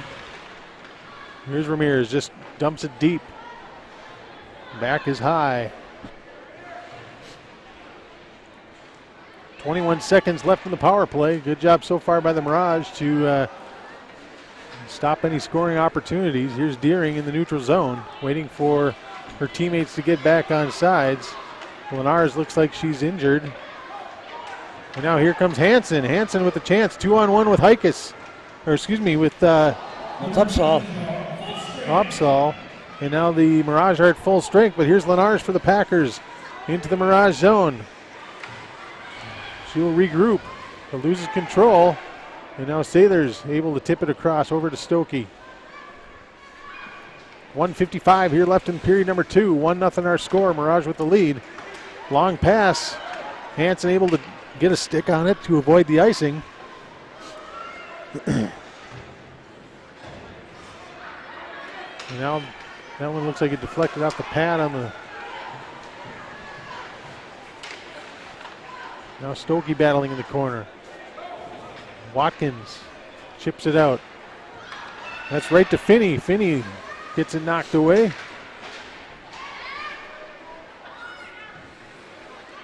Now Finney. Katrina Martin getting an opportunity Across out to here Martin, right now. yep. Good job by Gunderson to keep that in. Played behind the net over to Finney again. Finney. That's back to Katie High. And now a 3-on-2 chance here for the Packers through the neutral zone. Good job by Gunderson to force him to the outside. And puck held in. Now Finney. Finney will just get it out to try to get a change here with 41 seconds left in the period. And Gunderson.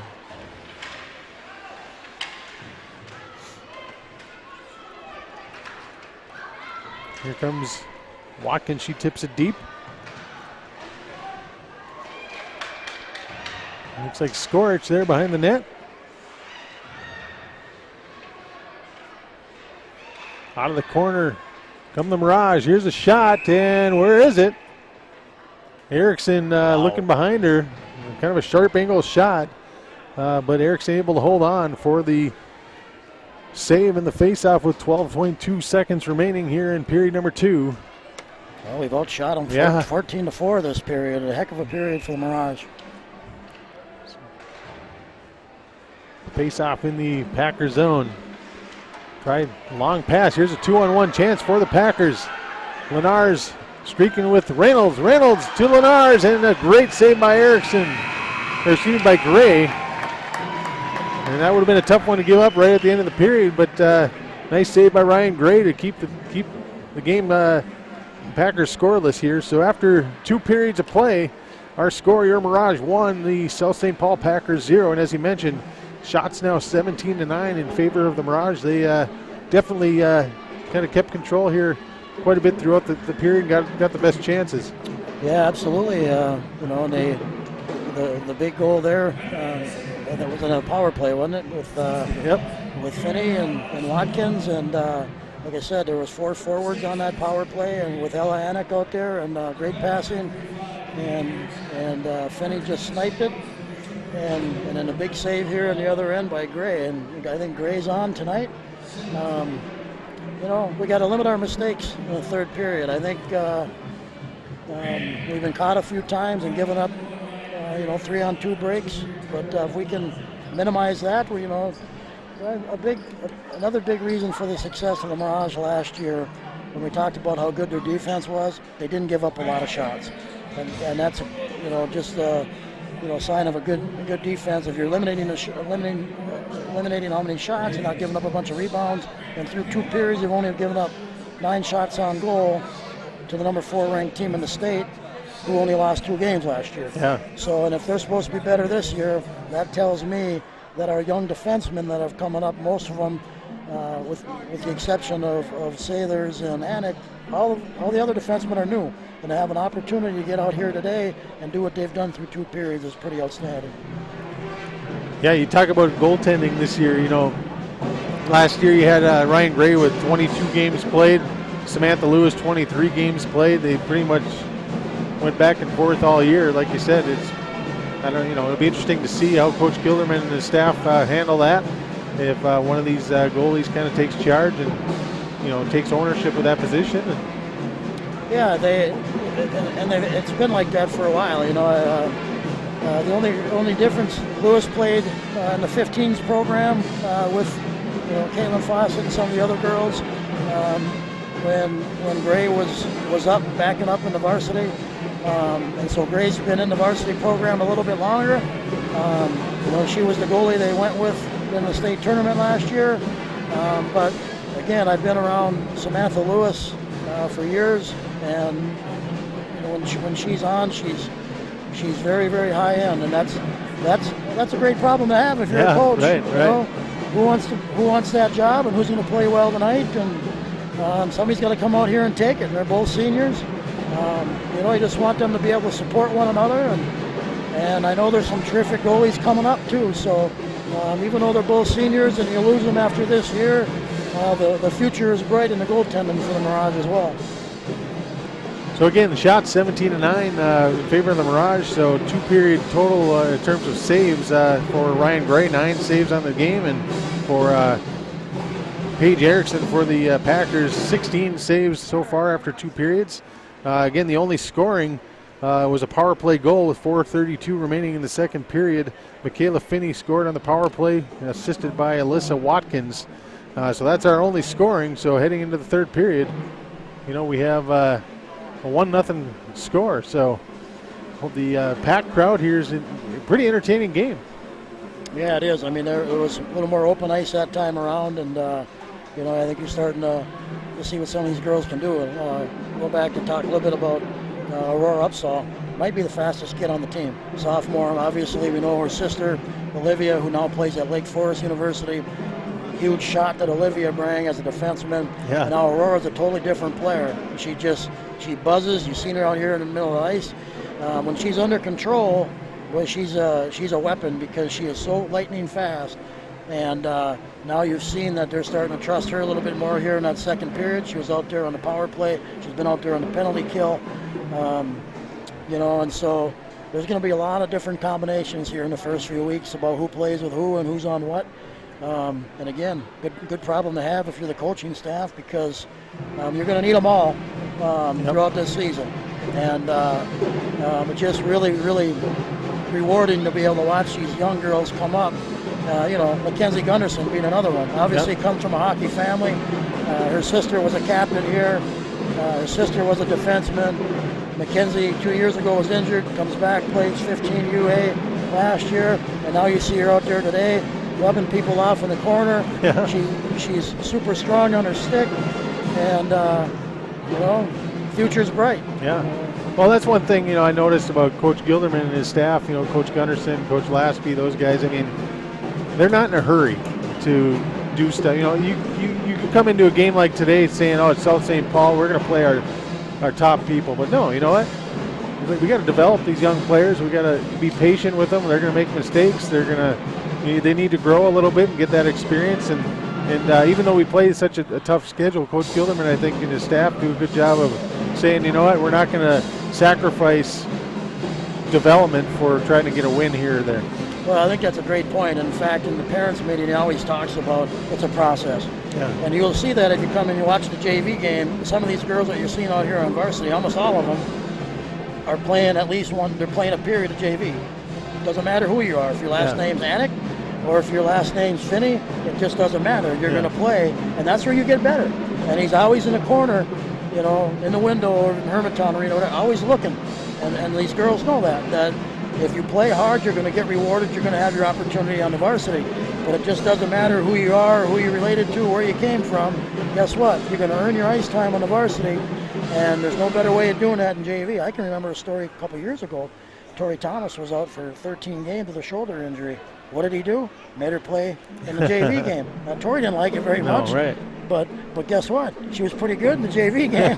and then she was fantastic when we went down and played in the Schwank Cup. So.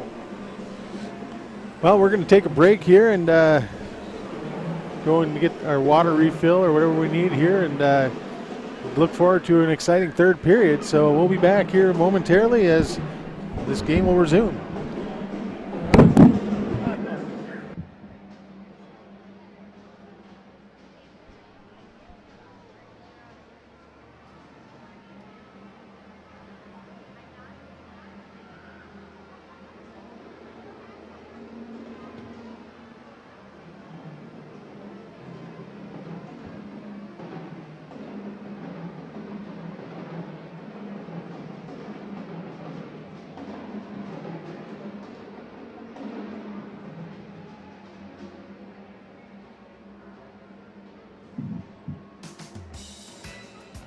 What are you doing, Zach? I'm stacking windows for the big sale, Jerry. You don't have to stack windows. We're stacking savings. It's our Stack the Savings sale at Heritage Window and Door. Get 20% off with Newell Anderson windows and patio doors, plus an additional $50 off if you purchase 5 or more windows. Oh yeah, and get an additional $100 off per window if you purchase 10 or more. So I guess I don't need to stack these windows. No, you should leave that to the professionals. Guys, what are you doing in the warehouse? Go sell some windows. At Wittes Trailer Sales, we sell all your hauling needs from tractor trailers to enclosed trailers, snowmobile trailers, and much more. Shop the largest selection of Mahindra tractors in the area. Stop by and enjoy friendly service and sales for all your parts, accessory, and trailer needs today. You're going to get the best service possible. You will find out that your life is going to be better because you can hear better. I can hear again. They're always here, willing to help their clients. I knew that when it was time for my own, I would have not any problem coming to them. Friendliness makes you feel welcome. The professionalism of the practice of audiology gives you confidence that you are in the right place. I researched very well, and I chose Heritage Window and Door. They install the windows, take the old windows out. They had a good reputation.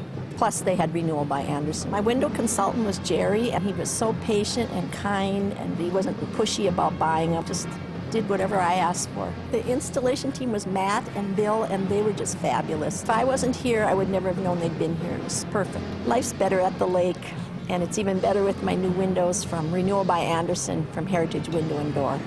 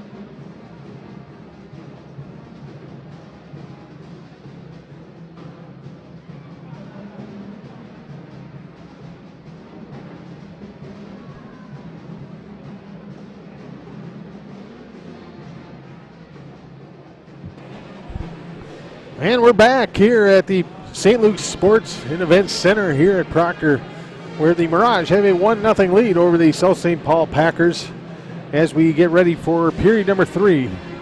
And while we do, I want to again thank our sponsors for providing Rails TV with much of the equipment that we have. Hearing Associates, Sammy's Pizza West Duluth, Heritage Window and Doors, Tamarack Building Materials, Rails Endowment for Arts, Athletic, and Academic Development, Irving Community Club, RJ's Sport and Cycle, Wittes Trailer Sales, Great Lakes Office Solutions, and the Proctor School District.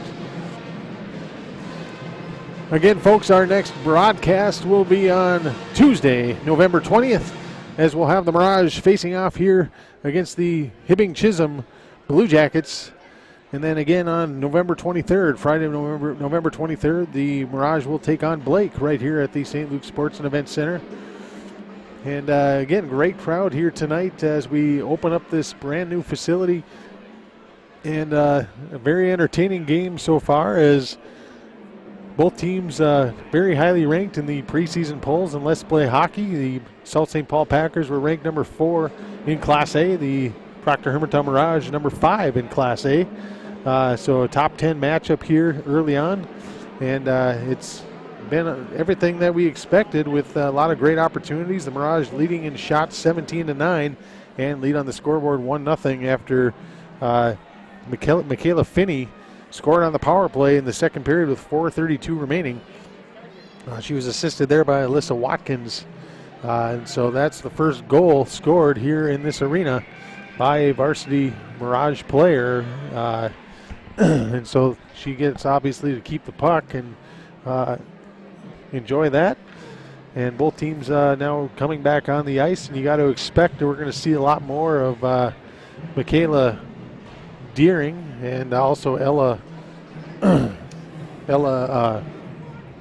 Reynolds. So you got to expect we're going to see more of them this period, as they will most likely try to get that equalizer early on.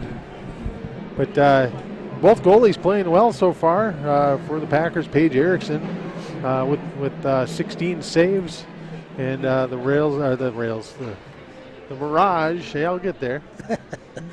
The Mirage with Ryan Gray with 9 saves, and again we're waiting for the Mirage to take the ice here. The one thing I do love about the Rails, though, is when you score here, right there, that whistle. Is that what you call it? There's nothing better than that. Not nearly loud enough, though. Well, it was plenty loud in the old rink. Yeah, I think that's why some of the things were getting loose in there. And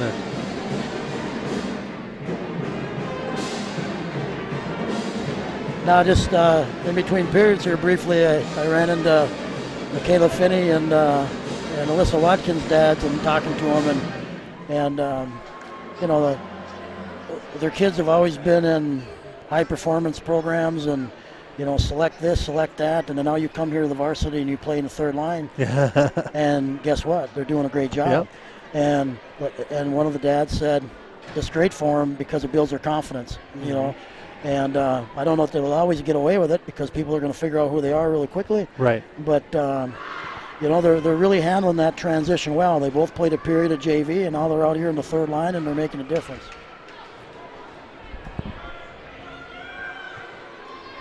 So Heikes, Bryant, and Fawcett up front, and Anik and Sailors on D starting the period for the Mirage. And now Deering in her own end spins away from Heikes. Deering through the neutral zone, and that will be brought in offsides as she tried to make a move at the blue line. And like I said, you can probably expect Deering and Ella Reynolds to get a lot of ice time here in the third period. And Heikes with the win on the draw. Fawcett dumps it deep. Fawcett with the shot just wide. And that'll get out to Anik at the point. Anik brings it to the middle. Anik's shot. Dropped. And there we go! Great tip by Daly Heikes. Just outstanding effort.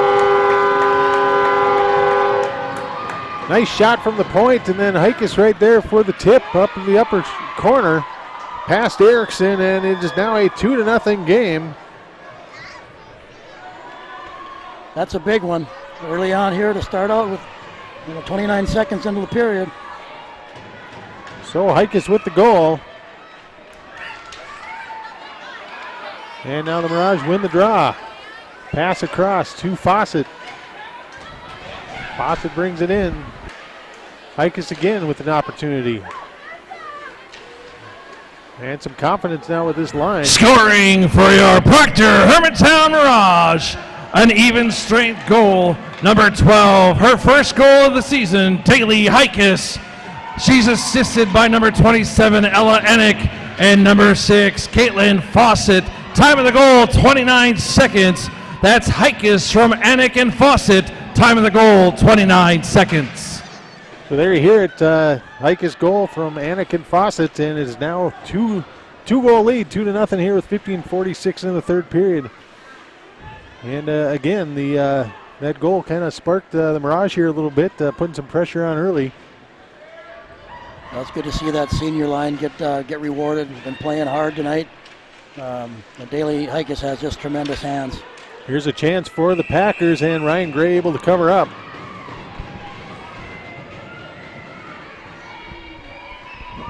Yeah, that was a good shot by Enick from the point, and like you said, Hikus right there with a good tip that went right over Erickson's shoulder into the upper corner. Well, you mentioned it earlier too about keeping those shots low. You keep the shots low, good things will happen like that. So the face-off to Gray's left. Scorch on the draw. Medill tips it out of the zone.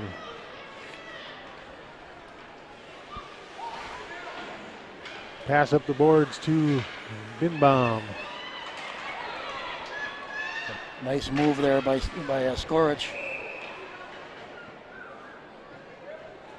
And not sure, it looks like the goalie lost Erickson lost her glove, so immediate whistle there. Faceoff will still stay in the Packer zone. And now we have Watkins, Finney, and Tansky out there now for the Mirage. And Sathers and Stokey will come in at defense. Back to Stokey. Stokey's shot tipped out front. And now Finney will retreat.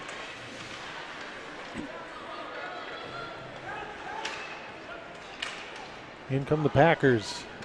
Sathers pass up to Tansky. Tansky can't control. But Sathers able to knock it all the way down, and that'll be an icing on the Mirage. So it seems that third line, they kind of been rotating that one wing. Yeah, and they did that a lot last year, a few different girls, but a lot of times they'll rotate 4 through those 3 positions, and and then whoever's got the hot hand, that's who they'll keep out there. But it's really nice that Hannah Tansky, a senior, get an opportunity there. She had a good summer. She's a hard-working kid, and she's a great kid. Puck in behind Gray. Anick battling.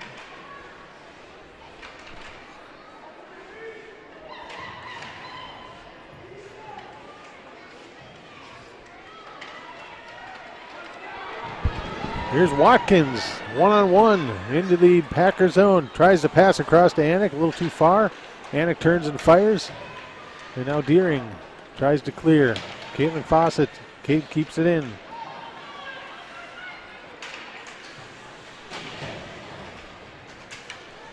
Just a good effort play right there between Fawcett and Brianna Bryant, and now Daily Hikus. Bryant's shot off the side of the net. And out come the Packers. Katie High dumps it back in. And a long pass, and that'll be icing on the Packers, so the faceoff will come back down to Erickson's left.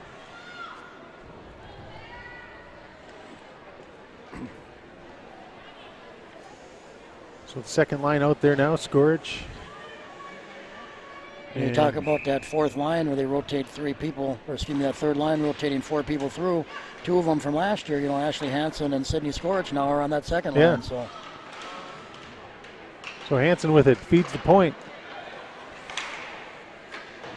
Back in the corner. Hansen with the forecheck. Out of the corner, here come the Mirage. Here's a shot out front, puck still loose. Hansen shot right into the midsection, and there's a goal!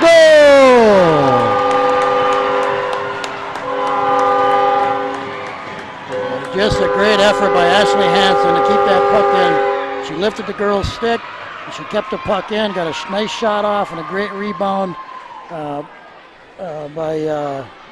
number 26. Oh, it's Scorch. Yep. Scorch. Great job by Sydney being right in the right spot at the right time. So the Mirage now up 3-0 after a goal with 13:02 remaining in the third period. And we'll hear from Ted Keefe momentarily who got the goals and the assists there.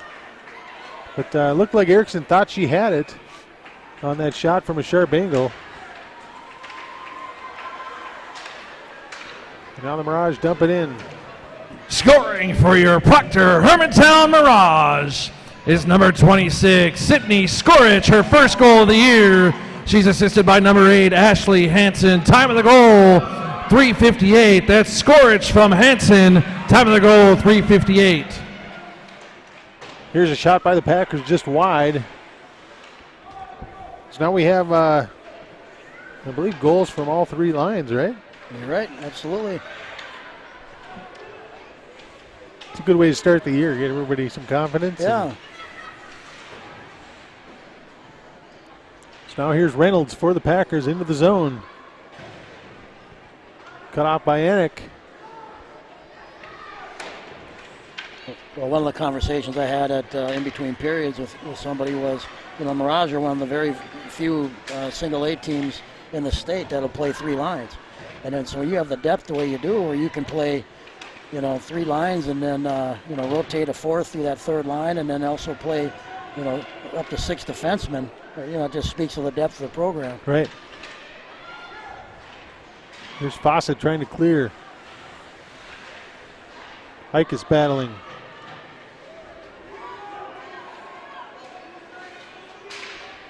Puck still tied up. No whistle. And out of the scrum comes Lehman. And Gunnarsson right there.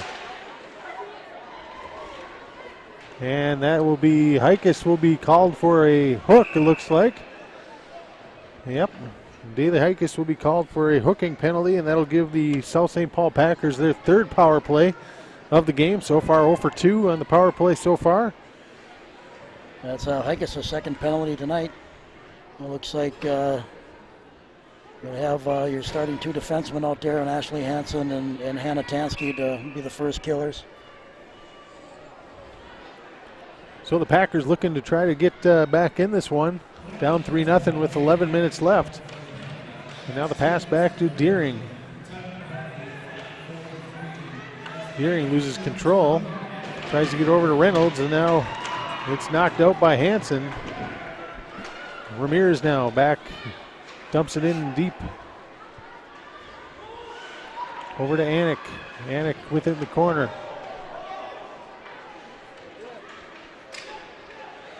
Here's a shot from the point, and Ryan Gray right there and puts a glove on it before the rebound could break loose to Lenars.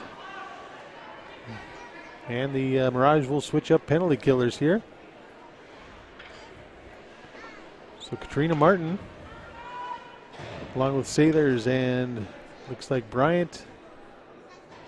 I can't see who's behind the official there. Katie High in the corner.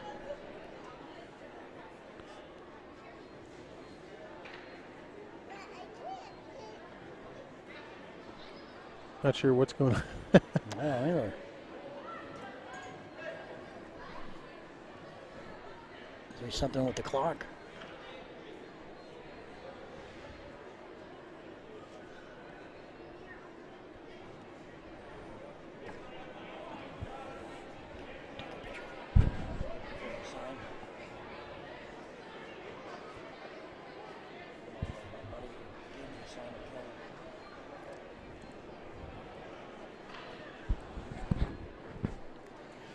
So they added 3 more seconds on the clock.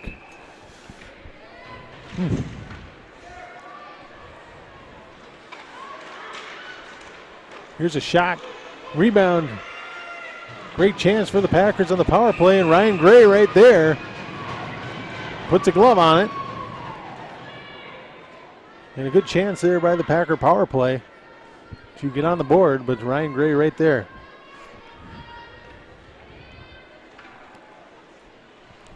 So now Scorch, Medill on the ice now for the penalty kill, and now Anik able to shoot it all the way down. Erickson out there to retrieve.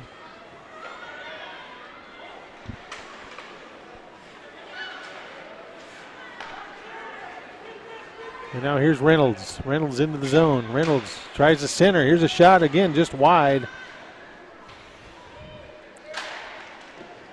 And Deering with the slap shot. Tipped out front, but Gray able to get a pad on it. Ramirez across to Deering. Deering with the shot. And Gray again with the glove save. With 54 seconds left here in the power play. 10-10 remaining in regulation. Our score 3-0 here, Mirage. Yeah, Ryan Gray playing well tonight. Good showing for the first game of the year. Yeah, they haven't, unlike South St. Paul where they've given up 2 tips. There's no tips in front of her tonight. Here's Anik, great move. Anik shot. Save, rebound. Still loose, but now Erickson able to cover up. Yeah, that's one thing Ryan Gray's been able to control those rebounds. Even the ones that get through are just smothered or covered. Well, and I think that's the difference between Katie McKenzie from last year, 10 shutouts. She wasn't giving up those big rebounds, and then you've seen, 3 big rebounds and 2 goals given up tonight.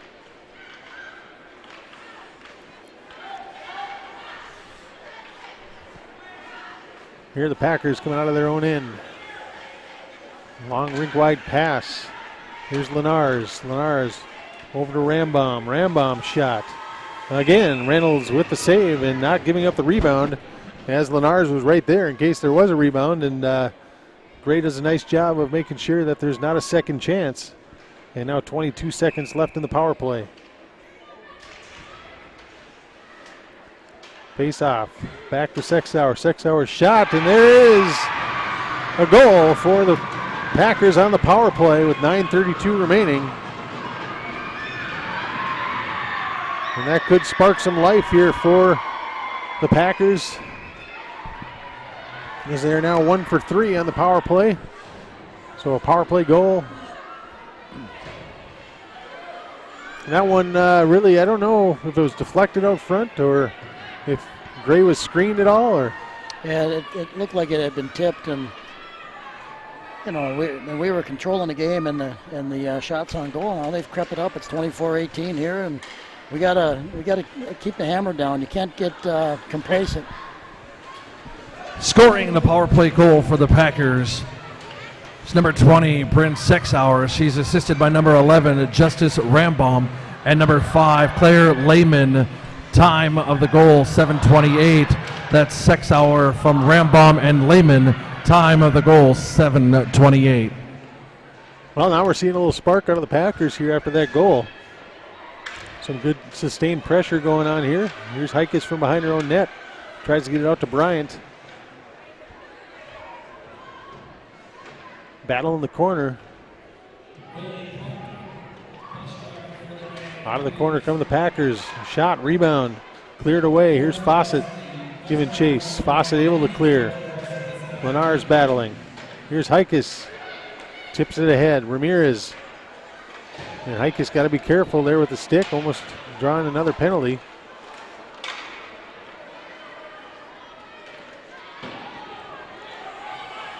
And it's back Gunderson now. Finney.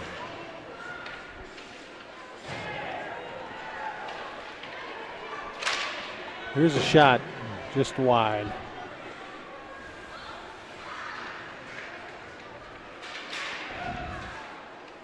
Puck driven back in, Stokey in behind her own net. Packers tempo much better here now after that first goal. Long shot, Gray able to steer it to the corner. 7:49 left here in the third period. 3-1 our score. And here's Finney. Finney one-on-one. Finney with the shot right in the midsection of Erickson. And she'll hold on. Good outlet pass by Fawcett, and good shot by Finney. Now, we hadn't seen Finney and Watkins for a little while with that penalty kill situation. They've been on the bench. They're fresh. We've got to get them some more ice time here now. So Watkins on the draw here, back to Anik. Anik can't control.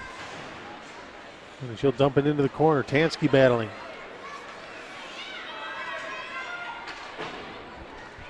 Now here's Anik in her own end. Spins away from traffic. Right up to Finney. Here's Finney with the breakaway. Finney with the shot and a goal!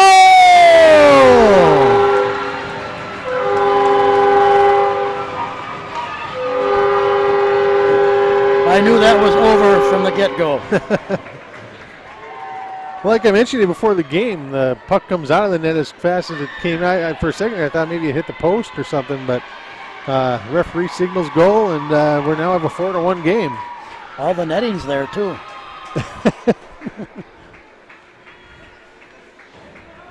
So Finney with her second goal of the game, this time even strength goal. And we have a 4-1 game, 7:18 left in the third period. Wonder if she's saying, hey, where's my other puck now? Well, it's just the tip of the iceberg of what that young lady's capable of doing, you know. Scoring for your Proctor-Hermantown Mirage, her second goal of the year, number 7, Michaela Finney. She's assisted by number 27, Ella Anik. Time of the goal, 9:42. That's Finney from Anik at 9:42. Well, that's Anik's second assist for tonight as well, so. Yeah, and what I was saying about Michaela is it seems like she's been in the Mirage program as a youth hockey player for 15 years. Here's a chance. Hansen tries to center. Knocked away by Ramirez. And Scorch battling in the corner.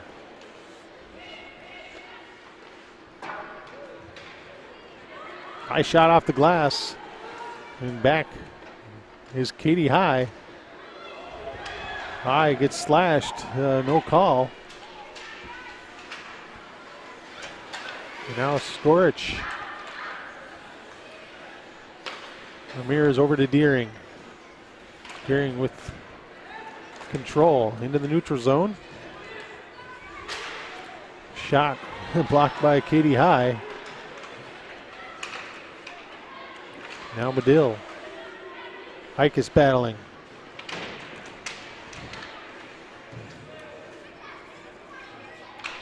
Six minutes left here in period number 3.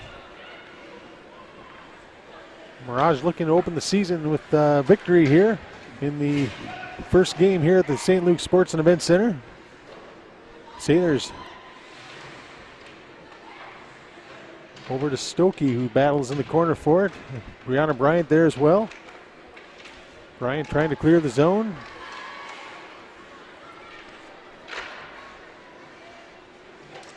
Now Hikes.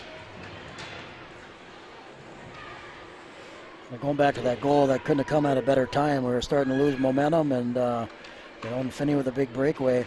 I was about to say about Michaela a little bit ago. I can remember her playing 12U B with Tori Thomas and those girls, and she had to have been 8. I mean, seriously, she had to have been 9 years old, and she was playing 12U, and I was like, who is this kid? Because she was scoring then. Here's Watkins now down the left side. Watkins shot. Great save by Erickson. Rebound right back into Erickson. So Watkins with 2 chances there. The initial shot and then the rebound came right back to her tape, and she shot it right back into Erickson's midsection, and she holds on for a faceoff. Well, one of the big questions again for this year was, can this version of the Mirage team score? 28 shots on goal and 4 goals in the net, I think, has answered that question early on here this season, that they got some girls that can put the puck in the net. That's fun to watch. Here's Tansky. That's Upsall there. Oh, Upsall, excuse me. Got to look for the ponytail for Tansky. Yeah, when you think about Upsall, as I was just saying to somebody, she she's been one of those intermittent players tonight, and so when she's out there, she's fresh and she's so fast that you just got to be demoralizing to be the other team, and they're tired and running probably 2 lines, and then you got her coming on the ice. It's tough to handle.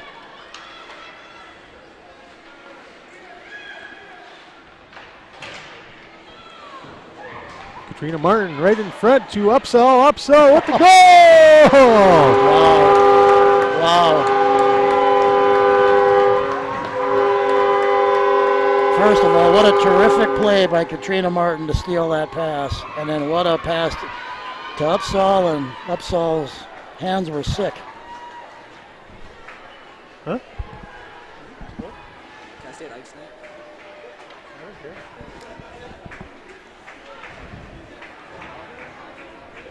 So I think she have 2 or 3 goals in the JV game, and She's doing all right. yeah, it's a good night for her. Showing up her big sister.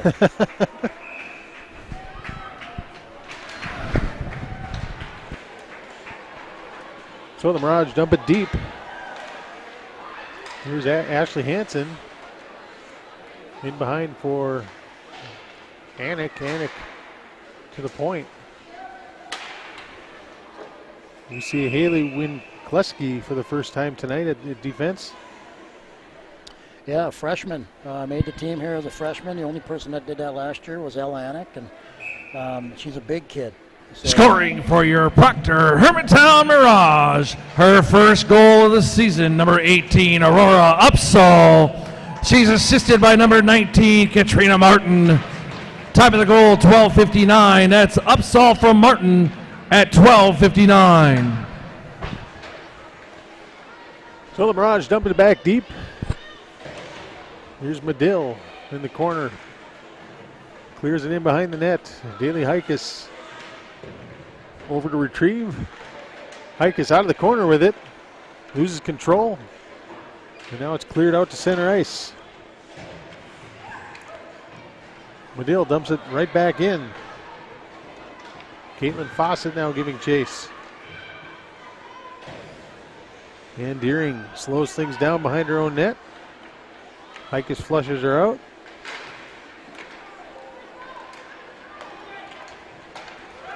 Now Jerkovsky dumps it deep for the Packers. Stokey back to retrieve.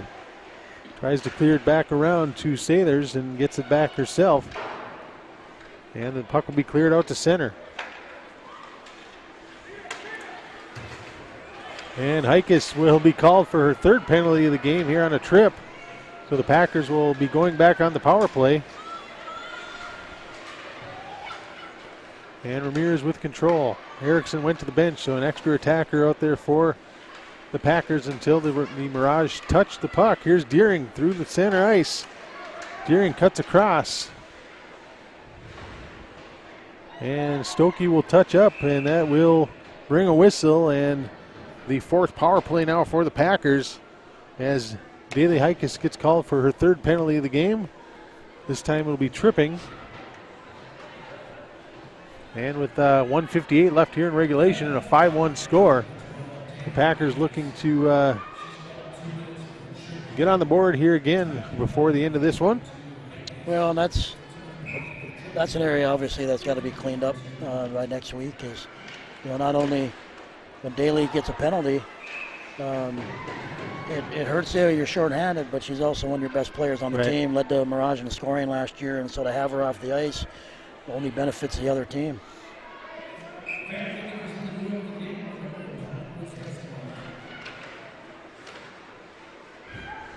Here's a shot from the point high, and Ryan Gray reaches up and snags it out of the air.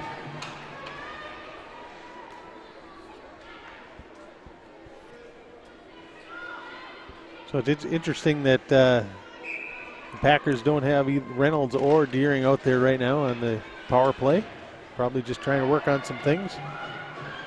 Mirage able to clear the zone. Minute 39 here left in the 3rd period.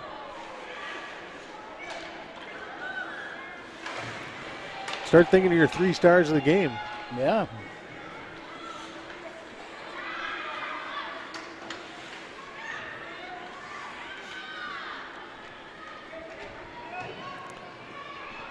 And the puck cleared back deep. Katie High back to grab it for the Mirage. Pass across to Ramirez. Ramirez dumps it deep. 1 minute remaining in the third period. And a successful opening night for the Mirage and for the St. Luke's Sports and Events Center. Pass across. Great opportunity. 2 times, 3 times. And Ryan Gray right there to keep it out of the net. Here's a shot from the point. Blocked out front. And the puck will be cleared. And 37 seconds left here in period number 3. 3.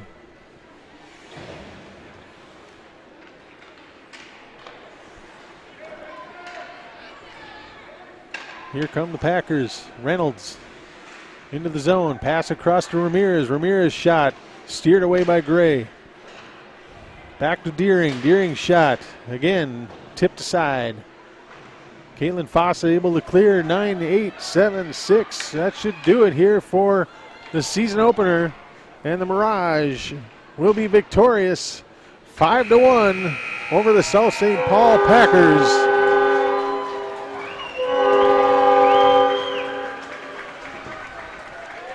Well, a heck of an effort.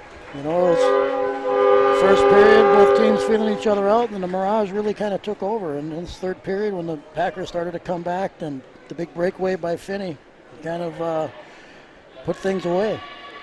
Yeah, that third period, you know, South St. Paul really kind of put on a lot more shots, a lot more opportunities, but Ryan Gray stood tall, and like you said, after that goal by the Packers, they kind of got some momentum, and the timely goal then by the Mirage to kind of kill that momentum was kind of big. So, well, what do you think? Sammy's Pizza 3 stars. Well, I thought for number 3, Ella Anik, defenseman, 2 assists. You know, we had a lot of young, I say young, she's only a sophomore, but a year experience. Right. We have some brand new defensemen out there. She was really the catalyst on the defense to keep all those new players, you know, in right position and you know, steering the ship, if you will. I just thought she'd had a tremendous effort and obviously, you know, a couple assists there. Number 2, Ryan Gray. You know, thought early on and here late, there were some tough saves. Yep. You know, she ended up with 24 saves, and you know, I'd say a good 10 of them were extremely difficult. Were high quality saves, and really good glove tonight. Really good to see that. 15 saves in the third period. Yeah. So it came up big, and then the number 1 star I think has to be Michaela Finney. You know, not only 2 goals, but the way she did them. You know, she had 6 or 7 shots, you know, and then finally figured out where the net was and buried a couple big ones, including that breakaway. But the other thing I really liked about her play tonight was she played defense. Yep. She back-checked. She hustled to the other end of the ice. And everybody that has known her in the program the last several years know the kid can score. But can you do the other things that are going to help the Mirage win and get back to the state tournament? And if she plays consistently like she did tonight, the sky's the limit for her and for the Mirage. Yeah, it'll be exciting to watch. I can't agree more with those 3 stars, so good picks. But again, a very successful night overall for the Proctor community and for the Mirage program, bringing back the alumni and having a good showing here tonight. 5-1 victory over a very quality South St. Paul team that probably will have a very successful season. And like I said, you know, potentially a team that maybe we see in the state tournament if we get there and they get there. And you know, Dave Palmquist, a coach that has had a lot of success. So, yeah, so now we look ahead here, and, you know, what's their schedule look like now here in this next week? Well, the Mirage are off until next Friday, and they're right back here for a swing Friday, Saturday, and Friday night they got the Edina Hornets. So what the heck, you might as well, you know, you got 1 win under your belt, you might as well take on the defending state champion in AA. Right. So it's only going to make you better no matter what happens, and this game's definitely going to give them confidence. You know, even last year when they played Edina down there, they kept it tight for a while, and, you know, Edina just, you know, they got 7-8 Division I players, and they had Lolita Fiddler, and but what the heck, if you're gonna, like I said, if you're gonna have to play Edina, you might as well do it coming off a game like this, because they've shown that they can play with some of the better teams in state by playing the way that they did tonight against South St. Paul. Well, our next time that we'll see the Mirage will be on Tuesday, November 20th, as they'll host Hibbing Chisholm here, and then we'll also see them on Friday, November 23rd. They'll be hosting Blake, so 2 good games that will be on Rails TV. Terry, I hope you can join us for those. And absolutely, my thanks pleasure. for being here tonight. And well, that's all we have here tonight. I want to thank our sponsors one more time, as we have Hearing Associates, Sammy's Pizza West Duluth, Heritage Window and Doors, Tamarack Building Materials, Rails Endowment for Arts, Athletic, and Academic Development, Irving Community Club, RJ Sport and Cycle, Wittes Trailer Sales, Great Lakes Office Solutions, and the Proctor School District. So after a big grand opening celebration for the Mirage first game here at the St. Luke Sports and Event Center, we have a victory, 5-1 Mirage over the South St. Paul Packers, and a great start to the season. So on behalf of Terry Fawcett, I'm Tim Roweter. Thanks for joining us on Rails TV. We'll see you next time.